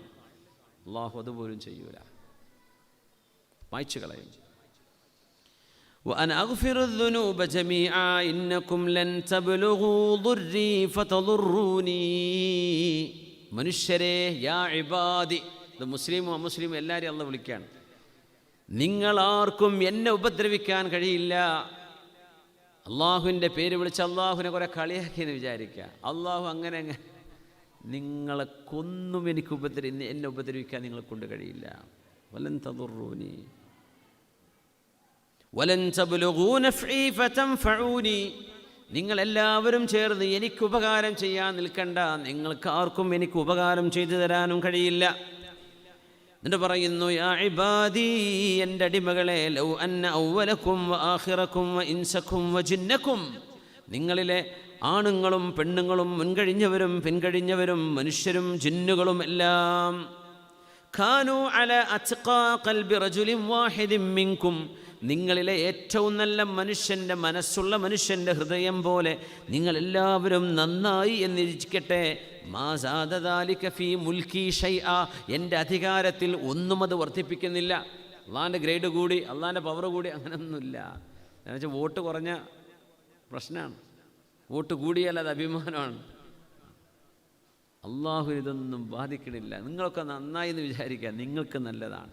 നിങ്ങളൊക്കെ മോശമായി എന്ന് വിചാരിക്കുക. നോക്കൂ, അല്ലാഹു തആല പറയുന്നത്, വലൗ അന്ന അവ്വലക്കും വ ആഖിറക്കും, നിങ്ങൾ ആദ്യം കഴിഞ്ഞവരും ഇനി വരാനിരിക്കുന്നവരും, വ ഇൻസക്കും വ ജിന്നക്കും, നിങ്ങളിലെ മനുഷ്യരും ജിന്നുകളും, കാനൂ അലാ അഫ്ജരി ഖൽബി റജുലിൻ വാഹിദിൻ മിൻകും, നിങ്ങളുടെ ഭൂമിയിൽ ജീവിച്ച ഏറ്റവും വലിയൊരു ഗുണ്ടയുടെ, ഏറ്റവും വലിയ തെമ്മാടിയായ മനുഷ്യൻ്റെ ഹൃദയം പോലെ അള്ളാഹിനെ തെറി പറയുന്നവരായി, പടച്ചവൻ അനുസരിക്കാത്തവരായി നിങ്ങളെല്ലാവരും മാറി എന്നിരിക്കട്ടെ. മാ നഖസ ദാലിക മിൻ മുൽക്കി ഷൈആ, എൻ്റെ അധികാരത്തിൽ നിന്ന് ഒന്നുമേ കുറഞ്ഞു പോകുന്നില്ല. നിങ്ങളൊക്കെ ജീവിച്ചൂടെ മരിച്ചു പോകും. നിങ്ങളുടെ മുമ്പ് ഒരുപാട് ആളുകൾ വന്ന് മരിച്ചുപോയി, നിങ്ങളുടെ ടൈമും കഴിയും, പുതിയ ആളുകളുടെ വരും. അള്ളാഹ്ക്ക് തന്നൊരു ഉപദ്രവം നിങ്ങൾക്ക് ചെയ്യാൻ കഴിയില്ല. യാ ഇബാദി, അടിമകളെ, ലൗ അന്ന അവലക്കും വ ആഖിറക്കും വ ഇൻസക്കും വ ജിന്നക്കും, നിങ്ങളിൽ മുൻകഴിഞ്ഞവരും ഇനി വരാനിരിക്കുന്നവരും മനുഷ്യരും ജിന്നുകളും എല്ലാവരും ഒരുമിച്ചുകൂടി ഖാമൂ ഫീ സഈദിൻ വാഹിദിൻ, ഒരു മരുഭൂമിയിൽ എല്ലാവരും ഒത്തുനിൽക്കുകയാണ്. ജിന്നുകളുണ്ട്, അവിടെ മനുഷ്യരുണ്ട്. ഫസഅലൂനി, നിങ്ങൾക്ക് ആവശ്യമുള്ളതെല്ലാം നിങ്ങൾ എന്നോട് ചോദിച്ചു എന്നിരിക്കട്ടെ. ഫഅതൈതു കുല്ല ഇൻസാനിൻ മസ്അലതഹു, ചോദിച്ചത് മുഴുവൻ ഞാൻ കൊടുത്തു ഓരോരുത്തർക്കും. അങ്ങനെ ഓഫർ കിട്ടിയ എന്തൊക്കെ ചോദ്യമായിരിക്കും ചോദിക്കുക, എല്ലാം ഞാൻ നിങ്ങൾക്ക് തന്നു. മാ നഖസ ദാലിക മിമ്മാ ഇൻദി ഇല്ലാ കമാ യൻഖുസുൽ മിഖ്യതു ഇദാ ഉദ്ഖിലൽ ബഹർ, നിങ്ങൾക്ക് മുഴുവൻ മനുഷ്യർക്കും ജിന്നുകൾക്കും ജീവിച്ചിരിക്കുന്നവർക്കും മരിച്ചുപോയവർക്കും ഇനി വരാനിരിക്കുന്നവർക്കും എല്ലാം ഞാൻ തന്നു എന്ന് വിചാരിക്കുക. സമുദ്രത്തിൽ നിന്ന് ഒരു സൂചി നിങ്ങൾ സമുദ്രവെള്ളത്തിൽ മുക്കിയെടുത്താൽ ആ സൂചിയുടെ ദ്വാരത്തിൽ എന്താണ് ബാക്കിയുണ്ടാവുക? ഒരു ഡ്രോപ്പ് പോലെ ബാക്കിയുണ്ടാവില്ല, കാരണം സൂചി ഓട്ടയല്ലേ, അത് ഉറ്റിപ്പോവും. അതുപോലെ നിങ്ങൾ ചിന്തിച്ചാൽ മതി. എൻ്റെ ഖജനാവിൽ നിന്ന് ഒന്നുമേ അതിന് ചുരുക്കാൻ കഴിയില്ല, അത് പിന്നും നിറഞ്ഞു കിടക്കുകയാണ്. എന്നിട്ട് പറഞ്ഞു, യാ ഇബാദി ഇന്നമാ ഹിയ അഅമാലുക്കും ഉഹ്സിഹാ ലക്കും, ജനങ്ങളെ, നിങ്ങളുടെ കർമ്മങ്ങൾ ഞാൻ നോക്കുകയാണ്. ഉഹ്സിഹാ ലക്കും, അത് നിങ്ങൾക്ക് ഞാൻ കൃത്യമായി വരച്ച് കാണിച്ചു തരും. ഇതൊക്കെയാണ് നിങ്ങൾ ചെയ്തത്, ഇതൊക്കെ നിങ്ങളുടെ നന്മകളാണ്, ഇത് നിങ്ങൾ ചെയ്ത തിന്മകളാണ്, ഞാൻ അരുതെന്ന് പറഞ്ഞത് ചെയ്തതാണ്.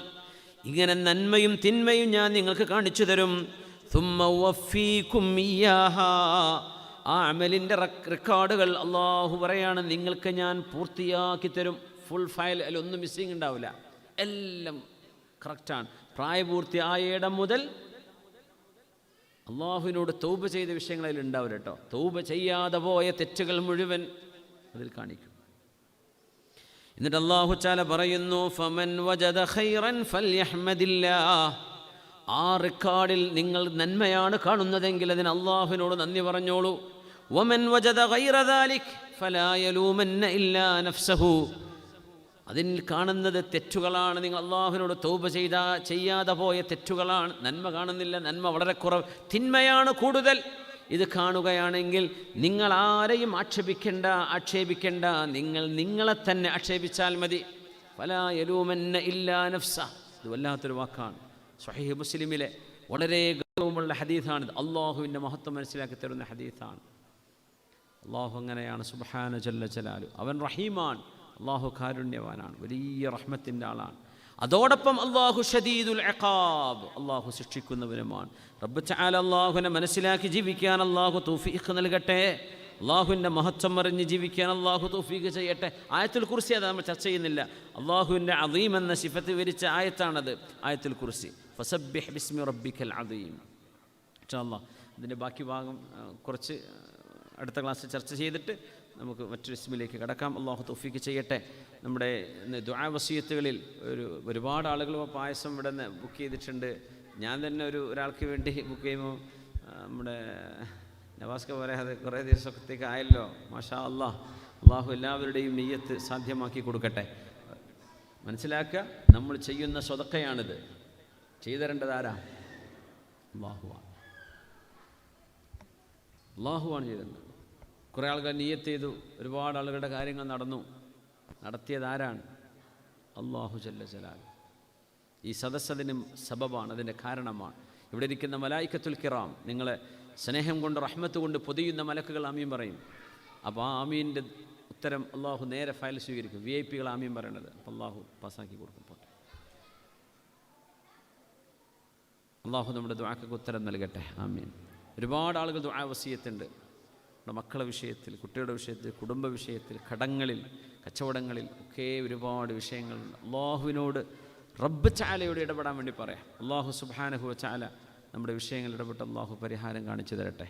ഹബീബായ റസൂലുള്ളാഹി സ്വല്ലല്ലാഹു അലൈഹി വസല്ലം അങ്ങനെയല്ലേ, വിഷമം വന്നാൽ ഹസബ ഇദാ കാന റസൂലുള്ളാഹി സ്വല്ലല്ലാഹു അലൈഹി വസല്ലം ഹസബഹു അംറുൻ ഫസിഅ ഇല സ്വലാ, വേഗം അള്ളാഹുവിൻ്റെ മുമ്പിലേക്ക് നിൽക്കും, നിസ്കരിക്കും, 2 റക്അത്ത് നിസ്കരിക്കും.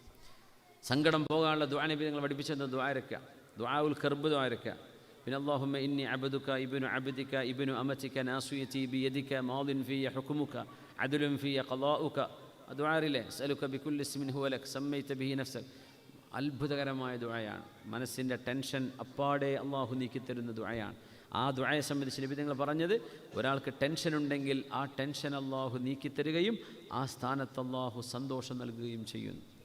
اللهم إني أسألك بكل اسم هو لك سميت به نفسك أو أنزلته في كتابك أو علمته أحدا من خلقك أو استأثرت به في علم الغيب عندك أن تجعل القرآن العظيم ربيع قلبي ونور صدري وجلاء حزني وذهاب همي. ഇതാണ് ദുആഉൽ കർബ്. പിന്നെ ഈ ദുആക്ക് നമ്മുടെ അഡ്മിന്മാരൊക്കെ അത് പോസ്റ്റ് ചെയ്യാറുണ്ട്. നിങ്ങൾക്ക് തപ്പിയാൽ കിട്ടും ചെയ്യും. ദുആ ചെയ്യാം, അള്ളാഹുവിനെ ഏൽപ്പിക്കുക. നമ്മുടെ മക്കളൊക്കെ സ്വാലിഹീങ്ങളായി വരാൻ വേണ്ടിക്ക് അള്ളാഹുവിനെ സ്വാലിഹീങ്ങളാക്കി തരട്ടെ. നമ്മുടെ ആജിക്ക നമ്മുടെ ഇസ്ലാമിക് സെൻറ്ററിൻ്റെ ഈ സേവന രംഗത്ത് 55 കൊല്ലമായി ബാബാജിക്ക പറയായിരുന്നു. ഇന്നലെ മീറ്റിംഗ് കഴിഞ്ഞപ്പോൾ 5 കൊല്ലം നിന്നിട്ട് ഗൾഫിൽ നിന്ന് പോകാൻ ഉദ്ദേശിച്ചതാണ്. ആ നൃത്തം 55 കൊല്ലമായി. മാഷാ അള്ളാഹു ദീർഘായുസ്സും ആഫിയത്തും കൊടുക്കട്ടെ. ഒരു ഭാര്യയും പിന്നെ മക്കളൊക്കെ ഒരുമിച്ച് ഉംറക്ക് പോവാണ്. ഇൻഷാ അള്ളാഹ് 10-ാം തീയതി കഴിഞ്ഞ് 11-ാം തീയതിയൊക്കെ ആയിരിക്കും അല്ലേ ആജിക്ക? ഇൻഷാ അള്ളാഹു യാത്ര എളുപ്പാക്കി കൊടുക്കട്ടെ. ദീർഘായുസ്സും ആഫിയത്തും സലാമത്തും അള്ളാഹു നൽകട്ടെ. ഇവിടെ വൈഫിനൊക്കെ ആരോഗ്യ പ്രശ്നമുണ്ട്. ഒരുപാട് കാലം ക്ലാസ് വരും, മേലെ കയറാൻ കഴിയില്ല, അപ്പോൾ താഴെ ചെയറിലിരിക്കും. അള്ളാഹു അവർക്കൊക്കെ പരിപൂർണമായ ശിഫയും ആഫിയത്തും സലാമത്തും അള്ളാഹു നൽകട്ടെ. ബാവാജിക്കോടെ നമ്മൾ വസിയത്ത് ചെയ്യണം. ഞങ്ങൾക്ക് വേണ്ടി എല്ലാവർക്കും വേണ്ടി ദ്വാരക്കണം. ഇൻഷാ അള്ളാഹ് ഒരു ദുആ ചെയ്യും. പിന്നെ ഷാർജയിൽ ഞാൻ അറിയുന്ന ഒരു ഫാമിലി ഉണ്ട്. അവിടുത്തെ ഉമ്മ ഒരുപാട് വർഷങ്ങളായി വലിയ പ്രയാസത്തിലാണ്. അള്ളാഹു ആ ഉമ്മാക്ക് ശിഫ നൽകട്ടെ. വലിയൊരു ഉമ്മയാണ്, ഒരുപാട് ദാനം ചെയ്യുന്നൊരു ഉമ്മയാണ്. ആ ഉമ്മക്ക് അള്ളാഹു ശിഫ നൽകട്ടെ. ആ ഉമ്മയുടെ മകൻ കണ്ണിൻ്റെ കാഴ്ച കുറഞ്ഞു വരുന്നൊരു അസുഖത്തിലാണ്. അള്ളാഹുവേ നീ കണ്ണിൻ്റെ കാഴ്ച അള്ളാഹുവേ നിൻ്റെ മഹദായ ഫضل കൊണ്ട് അത്ഭുതകരമായി തിരിച്ചു കൊടുക്കണേ തമ്പുരാനെ. അവരുടെ മകൾ ശ്വാസ സംബന്ധമായ പ്രയാസങ്ങളുണ്ട്, വേറെയും ടെൻഷനൊക്കെ ഉണ്ട്. അള്ളാഹുവേ നീ അവർക്ക് ശിഫ നൽകണേ റബ്ബേ, ശിഫ നൽകണേ പടച്ചവനെ, ശിഫ നൽകണേ റബ്ബേ, ശിഫ നൽകണേ റബ്ബേ. അള്ളാഹു നമ്മൾ ഒരുപാട് രോഗികൾ ദുആ വസിയത്ത് ചെയ്തിട്ടുള്ളവർക്കൊക്കെ അള്ളാഹു ശിഫ നൽകട്ടെ. ആമീൻ യാ റബ്ബൽ ആലമീൻ. ദുആ വസിയത്ത് മൊത്തത്തിൽ നമ്മുടെ മുഹമ്മദ് കുഞ്ഞി ഒന്ന് വായിക്കും. അത് കഴിഞ്ഞ് ദുആ ചെയ്ത് പിരിയാണ്. ചെറിയൊരു ടൈമിംഗ് അഡ്ജസ്റ്റ്മെൻറ്റ് ചെയ്യണമെന്ന് നമ്മുടെ അഡ്മിൻ, നമ്മുടെ ഉസാമ അടക്കമുള്ള പാനൽ ഒരു നിർദ്ദേശം വെക്കുന്നുണ്ട്. 8 മണിക്ക് നമുക്ക് ക്ലാസ് തുടങ്ങണമെന്ന് ഇൻഷാ അല്ലാഹ്. കാരണം നാട്ടിലുള്ള ആളുകളാണ് കൂടുതൽ ലൈവിൽ വരാറുള്ളത്. അപ്പോൾ നമ്മൾ സമയം വൈകുമ്പോൾ നാട്ടിൽ ഒരുപാട് സമയം വൈകിയില്ലേ, ഇപ്പോൾ തന്നെ 12 മണി കഴിഞ്ഞു. അപ്പോൾ 8 മണിക്ക് തുടങ്ങിയാൽ ഇവിടെ നിസ്കാരത്തിൻ്റെ വിഷയം വരും. അത് നിസ്കാരം കഴിഞ്ഞതിന് ശേഷം നമ്മൾ ജമാഅത്തായിട്ട് നിസ്കരിക്കേണ്ടി വരും. അങ്ങനെ ആവുകയാണെങ്കിൽ നിങ്ങൾക്ക് സാധിക്കുകയാണെങ്കിൽ നമുക്കൊരു 8 മണിക്ക് സ്റ്റാർട്ട് ചെയ്യാം അല്ലേ കുഞ്ഞ്? ഉസാമ 8 മണിയല്ലേ ഫൈനൽ? ഇൻഷാ അല്ലാഹ് ഏർക്ക് ഇംഗ്ലീഷ് തുടങ്ങാം ഇൻഷാ അല്ലാഹ്. പിന്നെ 8 മണിക്ക് മലയാളം. അങ്ങനെ നമ്മുടെ ക്ലാസ് ടൈം ഒന്ന് ക്രമീകരിക്കുന്നുണ്ട്. പറ്റുന്ന ആളുകൾക്ക് ആ സമയത്തേക്ക് എത്തുക. ജസാക്കുമുല്ലാഹു ഖൈറ. അസ്സലാമു അലൈക്കും വറഹ്മത്തുള്ളാഹി. ഇവിടെ എൻ്റെ വാട്സപ്പ് ഓഫാണ്. നിങ്ങൾ ഇത് വായിച്ചു ഇതിലുണ്ടോ?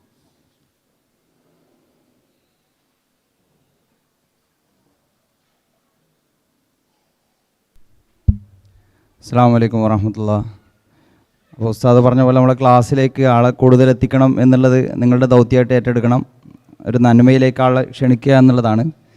ഉസ്താദിനും അത് പ്രഭാഷണത്തിന് നല്ലതാണ്, നമുക്കും വരുന്നവർക്ക് ഒരുപാട് ആൾക്കാർക്ക് നന്മ എത്തിക്കാനുള്ളൊരു മാർഗം കൂടിയാണ്. അപ്പം ആരും പിന്നോട്ടാവരുത്.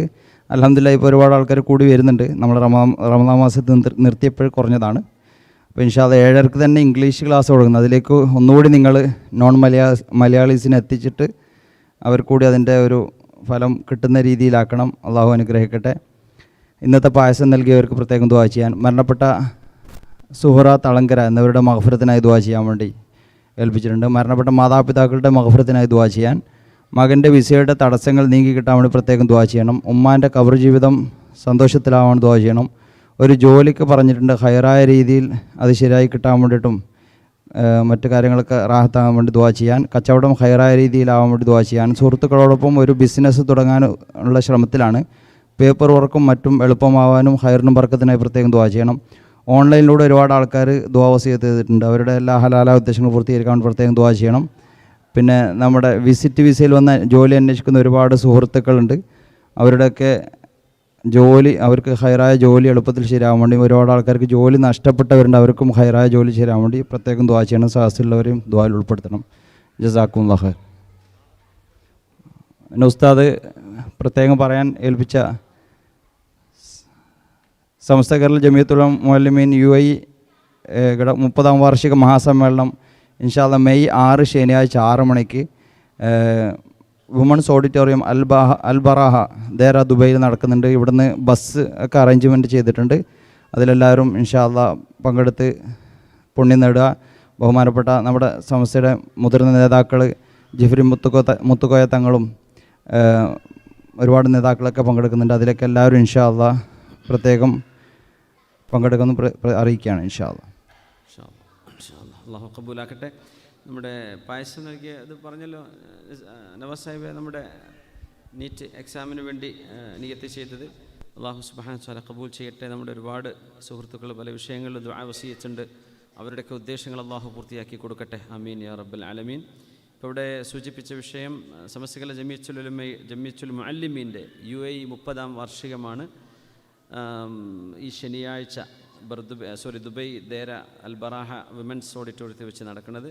ബഹുമാനപ്പെട്ട ജിഫ്രി മുത്തുക്കോയച്ചങ്ങൾ അവറുകളുണ്ട്, ബഹുമാനപ്പെട്ട സാദിഖ് അലി ശിഹാബ് തങ്ങളുണ്ട്, ബഹാദുദ്ദീൻ ഉസ്താദുണ്ട്, പൂക്കോട്ടൂർ സാഹിബുണ്ട്, സലാം ബഖവി ഉസ്താദുണ്ട്. ഒരുപാട് പ്രമുഖർ സംബന്ധിക്കുന്നുണ്ട്. ഇൻഷാ അല്ലാഹ് എല്ലാവരും സംബന്ധിക്കണം എന്ന് സാന്ദർഭികമായിട്ട് ഉണർത്തുകയാണ്. അതോടെ തന്നെ സമസ്ത നാഷണൽ എഡ്യൂക്കേഷൻ കൗൺസിലിൻ്റെ പ്രവേശന പരീക്ഷ അബുദാബി ഇന്ത്യൻ ഇസ്ലാമിക് സെൻറ്ററിലും അതുപോലെ തന്നെ ദുബൈ സുന്നി സെൻറ്ററിലും അതിൻ്റെ പരീക്ഷ നടക്കുന്നുണ്ട് മെയ് 7 ഇൻഷാ അല്ലാഹ്.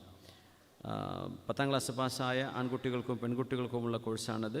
സമസ്ത നാഷണൽ എഡ്യൂക്കേഷൻ കൗൺസിൽ ഇൻഷാ അല്ലാഹ് അതിലേക്ക് രക്ഷിതാക്കളെ വിവരമറിയിക്കുകയാണ്. അബുദാബി സുന്നി സെൻറ്ററിൻ്റെയും ദുബായ് സുന്നി സെൻറ്ററിൻ്റെയും കോൺടാക്റ്റ് നമ്പർ ഇവിടെ കൊടുത്തിട്ടുണ്ട്. ഒന്ന് ഹാഷിർ എന്ന സുഹൃത്താണ് അബുദാബിയിൽ 05544333408.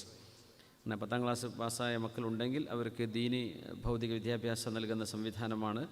അപ്പോൾ അതിലേക്ക് ആവശ്യമായ പിന്നെ അതിൻ്റെ നമ്പർ നോട്ട് ചെയ്ത് വെക്കുക. 055 നാളെയാണ് ക്ലാസ്സിൽ അല്ല മെയ് 7 നാളെ ലാസ്റ്റാണ്. ഏതാണ് നാളെയാണ് അതിൻ്റെ ഓൺലൈൻ അപ്ലിക്കേഷൻ്റെ ദിവസം നാളെയാണ്. പിന്നെ മെയ് 7 പിറ്റേ ദിവസം തൊട്ടടുത്ത ദിവസം അല്ലേ, 6 കഴിഞ്ഞ പിറ്റേന്നല്ലേ, സൺഡേ നാളെ 5 അല്ലേ. ഓക്കെ, ഓൺലൈൻ പിന്നെ നമ്മൾ ആ നമ്പർ സൂക്ഷിച്ച് വെക്കുക. ദുബൈ സുന്നി സെൻറ്ററിലെ നമ്പർ 05626944063.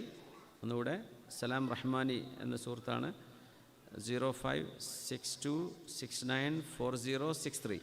അബുദാബി സുന്നി സെൻറ്ററിൻ്റെ കീഴിൽ നടക്കുന്നത് ഹാഷിർ എന്ന നമ്മുടെ സുഹൃത്തിൻ്റെ നമ്പറാണ് 05544333408. ഇൻഷാ അല്ലാഹ് അത് വേണമെങ്കിൽ നമ്മൾ ഡിസ്പ്ലേ ചെയ്തേക്കാം. ഇൻഷാ അല്ലാഹ് ജസാക്കുമുല്ലാഹ് ഖൈർ. ഉമ്മയുടെ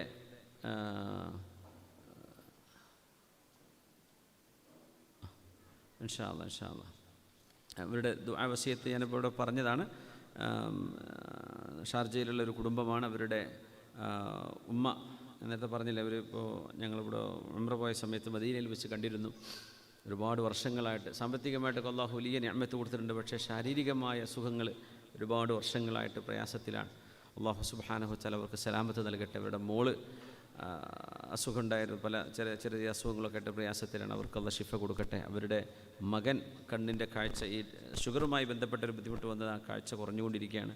അപ്പോൾ അതിൻ്റെ ട്രീറ്റ്മെൻറ്റ് നടക്കുന്നുണ്ട്. പരിപൂർണമായ ശിഫ അല്ലാഹു നൽകട്ടെ.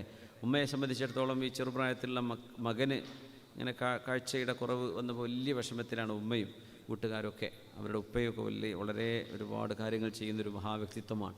അള്ളാഹു അവർക്കൊക്കെ ഇസ്സത്തും ആഫിയത്തും സലാമത്തും അള്ളാഹു വർദ്ധിപ്പിക്കട്ടെ. അവർ ചെയ്ത ചില നിയ്യത്തുകളൊക്കെ ഉണ്ട്, അള്ളാഹു അത് പൂർത്തിയാക്കി കൊടുക്കട്ടെ. അവർ ചെയ്ത ദാനധർമ്മങ്ങളുടെയൊക്കെ ബർക്കത്ത് കൊണ്ട് റബ്ബ് തആല പരിപൂർണമായി ശിഫ നൽകട്ടെ. ആമീൻ. അൽഹംദുലില്ലാഹി റബ്ബിൽ ആലമീൻ ഹംദൻ യുവാഫി നിഅമഹു വയുകാഫിഉ മസീദ. അല്ലാഹുമ്മ സ്വല്ലി അലാ സയ്യിദിനാ മുഹമ്മദിൻ വഅലാ ആലി സയ്യിദിനാ മൗലാനാ മുഹമ്മദ്.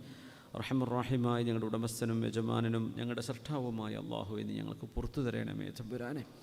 ഹൃദയത്തിന് വരുന്ന കറകളെ നീ നീക്കിത്തരണമേ തമ്പുരാനെ. ഹൃദയത്തിന് നീ ഹിദായത്തിൻ്റെ വെളിച്ചം വർദ്ധിപ്പിക്കണമേ റഹ്മാനെ. ഇൽമിൻ്റെ മജ്ലിസുകളിൽ വന്നിരിക്കാനുള്ള ഭാഗ്യം ഞങ്ങൾക്ക് വർദ്ധിപ്പിക്കണമേ അല്ലാഹു. അത് കാരണം ഞങ്ങൾക്ക് മനസ്സമാധാനം നൽകണേ റബ്ബേ. ഇൽമിൽ വർധനവ് നൽകണേ പടച്ചവനെ. നിൻ്റെ റഹ്മത്ത് കൊണ്ട് പൊതിയണേ പടച്ചവനെ. മലായിക്കത്തുൽ കിറാം പൊതിയുന്ന നിഅമത്ത് ഞങ്ങൾക്ക് നൽകണമേ റഹ്മാനെ. അല്ലാഹുവേ, ഞങ്ങളുടെ മക്കളെ വിദ്യാർത്ഥിനികളെ എല്ലാവിധ ഷർറുകളും നീ കാത്തുകൊള്ളണമേ അല്ലാഹ്. അവരെ നീ ഏറ്റെടുക്കണമേ തമ്പുരാനെ. ഞങ്ങളുടെ ഈ ഉമ്മത്തിനെ നീ ഏറ്റെടുക്കണേ പടച്ചവനെ. ഈ ഉമ്മത്തിൻ്റെ ഖാദിമീങ്ങളും ഉലമാവും സദാത്യങ്ങളെയും ഉമറാക്കളെയും ദീനിൻ്റെ ഖാദിമീങ്ങളെയും നീ ഏറ്റെടുക്കണമേ തമ്പുരാനെ. അല്ലാഹു ഇസ്ലാമിക് സെൻറ്ററിൻ്റെ ഈ ഹാളിൽ ഒരുപാട് നല്ല മനുഷ്യന്മാർ കടന്നുപോയൊരു വേദിയാണ്. ഒരുപാട് നിൻ്റെ ദീനിൻ്റെ പ്രവർത്തനങ്ങളുമായി ബന്ധപ്പെട്ട ഒരുപിടി പരിപാടികൾ സംഘടിപ്പിക്കപ്പെട്ട വേദിയാണ്. ഇതിനു വേണ്ടി കഷ്ടപ്പെട്ട ഒരുപാട് ആളുകൾ മരിച്ചു പോയിട്ടുണ്ട് റബ്ബേ. അവർക്കൊക്കെ നീ മഗ്ഫിറത്ത് ചെയ്യണമേ തമ്പുരാനെ. ജീവിച്ചിരിക്കുന്ന ആളുകൾ ബാബഹാജി സാഹിബ് അടക്കമുള്ള ഇതിൻ്റെ പ്രവർത്തകർ അവർക്കൊക്കെ ദീർഘായുസ്സും ആഫിയത്തും സലാമത്തും കൊടുക്കണമേ തമ്പുരാനെ.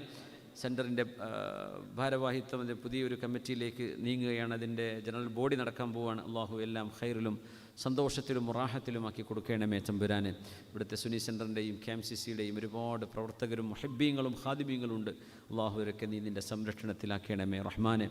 റഹ്മാനെ, നിൻ്റെ അളമത്തും നിൻ്റെ മഹത്വവും നിൻ്റെ സൃഷ്ടികളിലൂടെ നിൻ്റെ സൃഷ്ടിപ്പിലൂടെ നീ തരുന്ന നിഅമത്തിലൂടെ മനസ്സിലാക്കാൻ കഴിയുന്ന ഒരു ഹൃദയവിശാലതയും തൗഫീഖും ഞങ്ങൾക്ക് നൽകണമേ അല്ലാഹ്. ഹൃദയത്തിന് നീ സംതൃപ്തി നൽകണമേ തമ്പുരാനെ. നിന്നെക്കൊണ്ട് തൃപ്തിപ്പെടുന്ന ഖൽബ് നൽകണേ റബ്ബേ. നീ ഇഷ്ടപ്പെടുന്ന മുഅ്മിനീങ്ങളായി ഞങ്ങളെ സ്വീകരിക്കണമേ റഹ്മാനെ. അള്ളാഹു പിശാചിൻ്റെ ദുർബോധനങ്ങൾ കയറാതെ ഞങ്ങളുടെ ഹൃദയങ്ങളെ നീ കാത്തു സൂക്ഷിക്കണമേ തമ്പുരാനെ. അള്ളാഹു ഞങ്ങളുടെ ചിന്തകളിലും അമലുകളിലും ഞങ്ങളുടെ നിയ്യത്തുകൾ ചോർന്നു പോകാതെ കാക്കണമേ റബ്ബേ. ഞങ്ങളുടെ ഉദ്ദേശങ്ങളെ നീ സഫലമാക്കി തരണമേ തമ്പുരാനെ. അള്ളാഹുവെ നീയാണ് ഷാഫി, നീയാണ് കാഫി, നീയാണ് മുആഫി. അള്ളാഹു ഞങ്ങളുടെ രോഗികൾക്കെല്ലാം ശിഫ നൽകണമേ തമ്പുരാനെ. ദുആ കൊണ്ട് വസിയത്ത് ചെയ്ത് ഒരുപാട് രോഗികൾ റബ്ബേ നീ ശിഫ കൊടുക്കണമേ റഹ്മാനെ. കേസുകൾ നടന്നുകൊണ്ടിരിക്കുന്ന ഒരുപാട് ആളുകളുണ്ട് റബ്ബേ. നീ അവരുടെ വിഷയങ്ങളിൽ ഹക്കും അതിൻ്റെ നീതിയും എങ്ങനെയാണോ അവർക്ക് ഹക്കായ രീതിയിൽ അതിന് വിജയം നൽകി അനുഗ്രഹിക്കണമേ തമ്പുരാനെ. കാരുണ്യവാനായ റബ്ബേ, ഒരുപാട് ആളുകൾ കടബാധിതയിൽ വിഷമത്തിലാണ് പടച്ചവനെ. അള്ളാഹു നീ സലാമത്ത് നൽകണമേ തമ്പുരാനെ. ഈ സദസ്സ് തന്നെ ഒരു സയ്യിദ് അവർ ഇരിക്കുന്നുണ്ട്. വീട് സംബന്ധമായ പ്രയാസം ബുദ്ധിമുട്ടൊക്കെ ആയിട്ട് അവർ നാട്ടിൽ നിന്ന് വന്നതാണ്. അള്ളാഹുവിൻ്റെ പ്രയാസങ്ങൾ നീ പരിഹരിക്കണമേ റബ്ബേ. അള്ളാഹു നീ പരിഹരിച്ചു കൊടുക്കണമേ തമ്പുരാനെ. വിചാരിക്കാത്ത മാർഗ്ഗത്തിലൂടെ ഹൈറായ രീതിയിൽ വിജയിപ്പിക്കണമേ തമ്പുരാനെ. പിന്നെ ഒരു കാര്യം കൂടെ, നമ്മുടെ ഇന്നത്തെ ക്ലാസ് നിങ്ങളുടെ സ്വതക്ക ആവശ്യമുണ്ട്. നമ്മളെല്ലാ മാസവും ചെയ്തിരുന്നത്. അപ്പോൾ ഈ ഒരു കമ്മിറ്റി ഇപ്പോൾ മാറാൻ പോവുകയാണ്. അപ്പോൾ അതിൻ്റെ ലാസ്റ്റ് പ്രോഗ്രാം ആയിരിക്കും ഇന്നത്തേത്. അടുത്ത ആഴ്ച ക്ലാസ്സുണ്ട്. അപ്പോൾ ഇന്നത്തെ നിങ്ങളുടെ ഒരു സ്വതക്ക അത് പോയോ? അതിൻ്റെ ലിസ്റ്റ് കൊടുത്തോ, കവർ കൊടുത്തോ? ഇൻഷാ അല്ലാഹ് നമുക്ക് ഒരുപാട് റിക്വസ്റ്റുകൾ സെൻറ്ററിലേക്ക് വരുന്നുണ്ട്. അതിനൊക്കെയുള്ളൊരു നല്ല ഒരു ഹദിയ നിങ്ങൾ എന്ത് ചെയ്യണം, ആ കവറിൽ ഇട്ട് കൊടുക്കുക ഇൻഷാ അല്ലാഹ്. അള്ളാഹു സുബ്ഹാനഹു വ തആല സ്വീകരിക്കട്ടെ. അള്ളാഹു ഞങ്ങൾ ചെയ്യുന്ന സ്വതക്കകൾ കാരണം ഞങ്ങളുടെ തെറ്റുകൾ നീ പൊറുക്കണമേ റഹ്മാനെ. അസ്വദഖത്തു റദ്ദുൽ ബലായ, തെറ്റുകളും അള്ളാഹുവെ ഞങ്ങളുടെ തെറ്റുകൾ പൊറുക്കാനും ബലാ മുസീബത്തുകൾ തട്ടി ദൂരത്താവാനും സ്വതക്ക കാരണമാണല്ലോ റബ്ബേ. അള്ളാഹുവെ ഞങ്ങളുടെ ദാനധർമ്മങ്ങൾ കൊണ്ടില്ല മുസീബത്തുകളും തട്ടി ദൂരത്താക്കണമേ റഹ്മാനെ. കണ്ണേറും സിഹറും പ്രയാസങ്ങളും ഒക്കെ ഉണ്ട് റഹ്മാനെ. എന്നാലും നീയാണ് അതിൻ്റെയൊക്കെ ഷാഫി എന്ന് വിശ്വസിക്കുന്ന ഖൽബ് ഞങ്ങൾക്ക് നൽകണേ തമ്പുരാനെ. അള്ളാഹു നിൻ്റെ സൃഷ്ടികളെ പടപ്പുകളെ പേടിക്കാതെ നിന്നെ ഭയപ്പെടുന്ന ഖൽബ് നൽകണമേ റഹ്മാനെ. എല്ലാ വസ്തുവിലും നിൻ്റെ ഇടപെടലുണ്ട് എന്ന് മനസ്സിലാക്കുന്ന ബോധം നൽകണമേ അല്ലാഹ്. നിൻ്റെ അളമത്ത് മനസ്സിലാക്കാൻ അള്ളാഹു ഞങ്ങൾക്ക് തൗഫീക്ക് നൽകണമേ അല്ലാഹ്. അദീമായ മഹോന്നതനായ റബ്ബേ, നിൻ്റെ മഖാമ് ഭയപ്പെടുന്ന ആളുകൾക്ക് നീ 2 സ്വർഗ്ഗം നൽകുന്നുണ്ടല്ലോ അള്ളാഹു. ഞങ്ങൾക്ക് നൽകണമേ റബ്ബേ. ഞങ്ങളുടെ മാതാപിതാക്കൾക്ക് നൽകണേ റബ്ബേ. ഞങ്ങളുടെ ഭാര്യ സന്തതികൾക്ക് നൽകണേ റബ്ബേ. ഞങ്ങളെ സ്നേഹിക്കുന്ന ദുആ കൊണ്ട് വസിയത്ത് ചെയ്ത് ഒരുപാട് ആളുകളുണ്ട് റബ്ബേ. എല്ലാ മുഅ്മിനാത്തുകൾക്കും നൽകണേ റബ്ബേ. ഓൺലൈൻ പരിപാടി കേൾക്കുന്നവരും പിന്നീട് കേൾക്കുന്നവരും റഹ്മാൻ റഹീമേ, നിൻ്റെ ദീൻ അറിയാൻ വേണ്ടി അത്തരം വിഷയങ്ങൾ ഇടപെടുന്നവരും ഇതിനുവേണ്ടി ടെലികാസ്റ്റ് ചെയ്യുന്ന ഞങ്ങളുടെ അഡ്മിന്മാരടക്കമുള്ള എല്ലാവർക്കും അല്ലാഹു നീ നിൻ്റെ ഖൈർ നൽകണമേ തമ്പുരാനെ. റഹ്മാൻ റഹീമേ, സ്വർഗ്ഗലോകത്തെത്താനുള്ള ഭാഗ്യം അള്ളാഹു ഞങ്ങൾക്ക് നൽകി അനുഗ്രഹിക്കണേ അല്ലാഹ്. നിൻ്റെ ലിഖാ കണ്ട് സന്തോഷിക്കുന്ന ഭാഗ്യം നൽകണേ അല്ലാഹ്. നിന്നെ കാണാൻ കൊതിക്കുന്ന ഖൽബ് നൽകണമേ റഹ്മാനെ. അള്ളാഹു മരണത്തിന് മുമ്പ് എല്ലാവിധ ഹജാത്തുകളും ഞങ്ങളുടെ ഹലാലായ മുറാദുകളും നീ ഹാസുലാക്കി തരണേ പടച്ചവനെ. അള്ളാഹു ഞങ്ങളുടെ മക്കൾക്ക് ഹിദായത്തും തൗഫീഖും ഉന്നത വിജയവും ദീനിൻ്റെ അറിവും നൽകി അനുഗ്രഹിക്കണമേ റബ്ബേ. അള്ളാഹുവിൽ ഉന്നത പരീക്ഷകൾക്ക് ഇരിക്കുന്നവർക്ക് വലിയ വിജയം നൽകണമേ തമ്പുരാനെ. ജോലി അന്വേഷിക്കുന്നവർക്ക് ഖൈറായ മഈശത്ത് കൊടുക്കണമേ റബ്ബേ. ഇവിടെയൊക്കെ ജോലി അന്വേഷിച്ചിരിക്കുന്ന ഒരുപാട് ചെറുപ്പക്കാരുണ്ട്, പ്രായമുള്ളവരുണ്ട്. അള്ളാഹുവർക്ക് ഖൈറായ മഈശത്ത് റബ്ബേ ഈ സദസ്സിൻ്റെ ഫള് കൊണ്ട് നീ ഏർപ്പാടാക്കി കൊടുക്കണേ പടച്ചവനെ. നീ സാധ്യമാക്കി കൊടുക്കണമേ അല്ലാഹ്. അള്ളാഹു കടം കൊണ്ട് പ്രയാസപ്പെടുന്ന ഒരുപാട് കച്ചവടങ്ങൾ നഷ്ടത്തിലായതുണ്ട് റഹ്മാനെ. അതിനൊക്കെ അള്ളാഹു നീയല്ലാതെ മറ്റാരുമില്ല തമ്പുരാനെ റബ്ബേ. നിൻ്റെ സഹായം കൊണ്ട് അനുഗ്രഹിക്കണമേ റബ്ബേ. കടങ്ങൾ വിടാനുള്ള വഴി നീ എളുപ്പമാക്കണേ അല്ലാഹ്. اللهم إنا نعوذ بك من الهم والحزن ونعوذ بك من العجز والكسل ونعوذ بك من الجبن والبخل ونعوذ بك من غلبة الدين وقهر الرجال. വിവാഹ ആലോചനകൾ നടക്കുന്നവരുണ്ട് റബ്ബേ. ഖൈറായി വിവാഹം എളുപ്പത്തിലാക്കി കൊടുക്കണേ റബ്ബേ. ഗർഭിണികളായ മക്കളുള്ളവരുണ്ട്, പ്രസവിക്കാനെടുത്തവരുണ്ട് അള്ളാഹുവേ. അവർക്കൊക്കെ നീ സുഖപ്രസവവും ഖൈറായ മക്കളെയും കൺകുളിർമയുള്ള മക്കളെയും നൽകി അനുഗ്രഹിക്കണമേ തമ്പുരാനെ. റഹ്മർറാഹിമായ റബ്ബേ, മാരകങ്ങളെന്ന് ഞങ്ങൾ പേടിക്കുന്ന അസുഖങ്ങൾപ്പെട്ടവരുണ്ട് അള്ളാഹുവേ, അവർക്കും ഞങ്ങൾക്കും നീ കാവൽ നൽകണമേ അള്ളാഹ്. ആ രോഗികൾക്ക് നീ പെട്ടെന്ന് ശിഫ കൊടുക്കണേ പടച്ചവനെ. ഒരുപാട് ആളുകൾ മരിച്ചുപോയുള്ള ഖബറുകളൊക്കെ നീ സ്വർഗ്ഗത്തോപ്പാക്കി പ്രകാശമുള്ളതാക്കി കണ്ണെത്താ ദൂരത്തേക്ക് വിശാലമാകുന്ന സുഗന്ധമുള്ള വീടായവരുടെ വീടിനെ നീ മാറ്റിക്കൊടുക്കണമേ അള്ളാഹ്. ആ ഖബറിൻ്റെ ഉള്ളിൽ നിന്ന് എഴുന്നേൽക്കുമ്പോൾ പേടിയില്ലാതെ എഴുന്നേൽക്കുന്ന മുഅ്മിനീങ്ങൾ പെടുത്തണമേ തമ്പുരാനെ. റബ്ബനാ വലംനാ അൻഫുസനാ വഇല്ലം തഗ്ഫിർ ലനാ വതർഹംനാ ലനകൂനന്ന മിനൽ ഖാസിരീൻ. ഒരുപാട് ആളുകൾ ഉംറക്ക് പോവാണ്, ബാബാ ഹാജിയും കുടുംബം അടക്കം ഒരുപാട് ആളുകൾ ഹജ്ജിന് നിയ്യത്ത് ചെയ്തിട്ടുണ്ട്. അള്ളാഹു എല്ലാവർക്കും അവിടെ യാത്രയും ഇബാദത്തും അവിടുത്തെ താമസവും തിരിച്ചു വരുന്നതും എല്ലാം റാഹത്തിലും ഖബൂലിയത്തിലുമാക്കി സന്തോഷത്തിലാക്കി കൊടുക്കണമേ അല്ലാഹ്. ബിജാഹി വഹഖി സയ്യിദിൽ കൗനൈനി മുഹമ്മദിൻ സ്വല്ലല്ലാഹു അലൈഹി വസല്ലം وبفضل صلى الله على محمد صلى الله عليه وسلم صلى الله على محمد صلى الله عليه وسلم اللهم صل على محمد يا رب صل عليه وسلم وصلي على جميع الأنبياء والرسل والحمد لله رب العالمين. سبحان ربك رب العزة عما يصفون وسلام على المرسلين والحمد لله رب العالمين. سبحانك اللهم وبحمدك أشهد أن لا إله إلا أنت أستغفرك وأتوب إليك. إن شاء الله അടുത്ത ക്ലാസ് 8 മണിക്ക് തുടങ്ങണേ, മലയാള ക്ലാസ്. മറ്റേത് 7:30 മണിക്കും എല്ലാവരും എത്തണം. അസ്സലാമു അലൈക്കും വറഹ്മത്തുള്ളാഹി. വലൈക്കും അസ്സലാം വറഹ്മത്തുള്ളാഹി. ജസാക്കുമുല്ലാഹ് ഖൈർ. ക്ലാസ്സിൻ്റെ കാര്യം സമയം മാറിപ്പോണ്ട, ഇശാന് മുമ്പ് തന്നെ തുടങ്ങുന്നതാണ് മലയാളം ക്ലാസ്. 7:30 ഇംഗ്ലീഷും 8 മണിക്ക് മലയാളത്തിലും ക്ലാസ് തുടങ്ങും. പിന്നെ പ്രത്യേകം അറിയിക്കാനുള്ളത്, ഓൺലൈനിൽ അപേക്ഷിക്കേണ്ട തുടർ പഠനത്തിന് SNICയിൽ കാണിക്കുന്ന നമ്പർ, സ്ക്രീനിൽ കാണിക്കുന്ന നമ്പർ നോട്ട് ചെയ്യുക. നാളെയാണ് ഓൺലൈനിലൂടെ അപ്ലൈ ചെയ്യേണ്ട അവസാന ഡേറ്റ്. Exam May 7-നാണ്. പ്രത്യേകം നിങ്ങളുടെ അറിവിലൊക്കെ ഉള്ളവർക്ക് എത്തിക്കുക. 10ാം ക്ലാസ് കഴിഞ്ഞവർക്ക് തുടർ പഠനത്തിന്, ആൺകുട്ടികൾക്കും പെൺകുട്ടികൾക്കും 10 കഴിഞ്ഞവർക്ക് തുടർ പഠനം ദീനീ വിദ്യാഭ്യാസത്തോടു കൂടിയുള്ളത്. ജസാക്കുമുല്ലാഹ് ഖൈർ.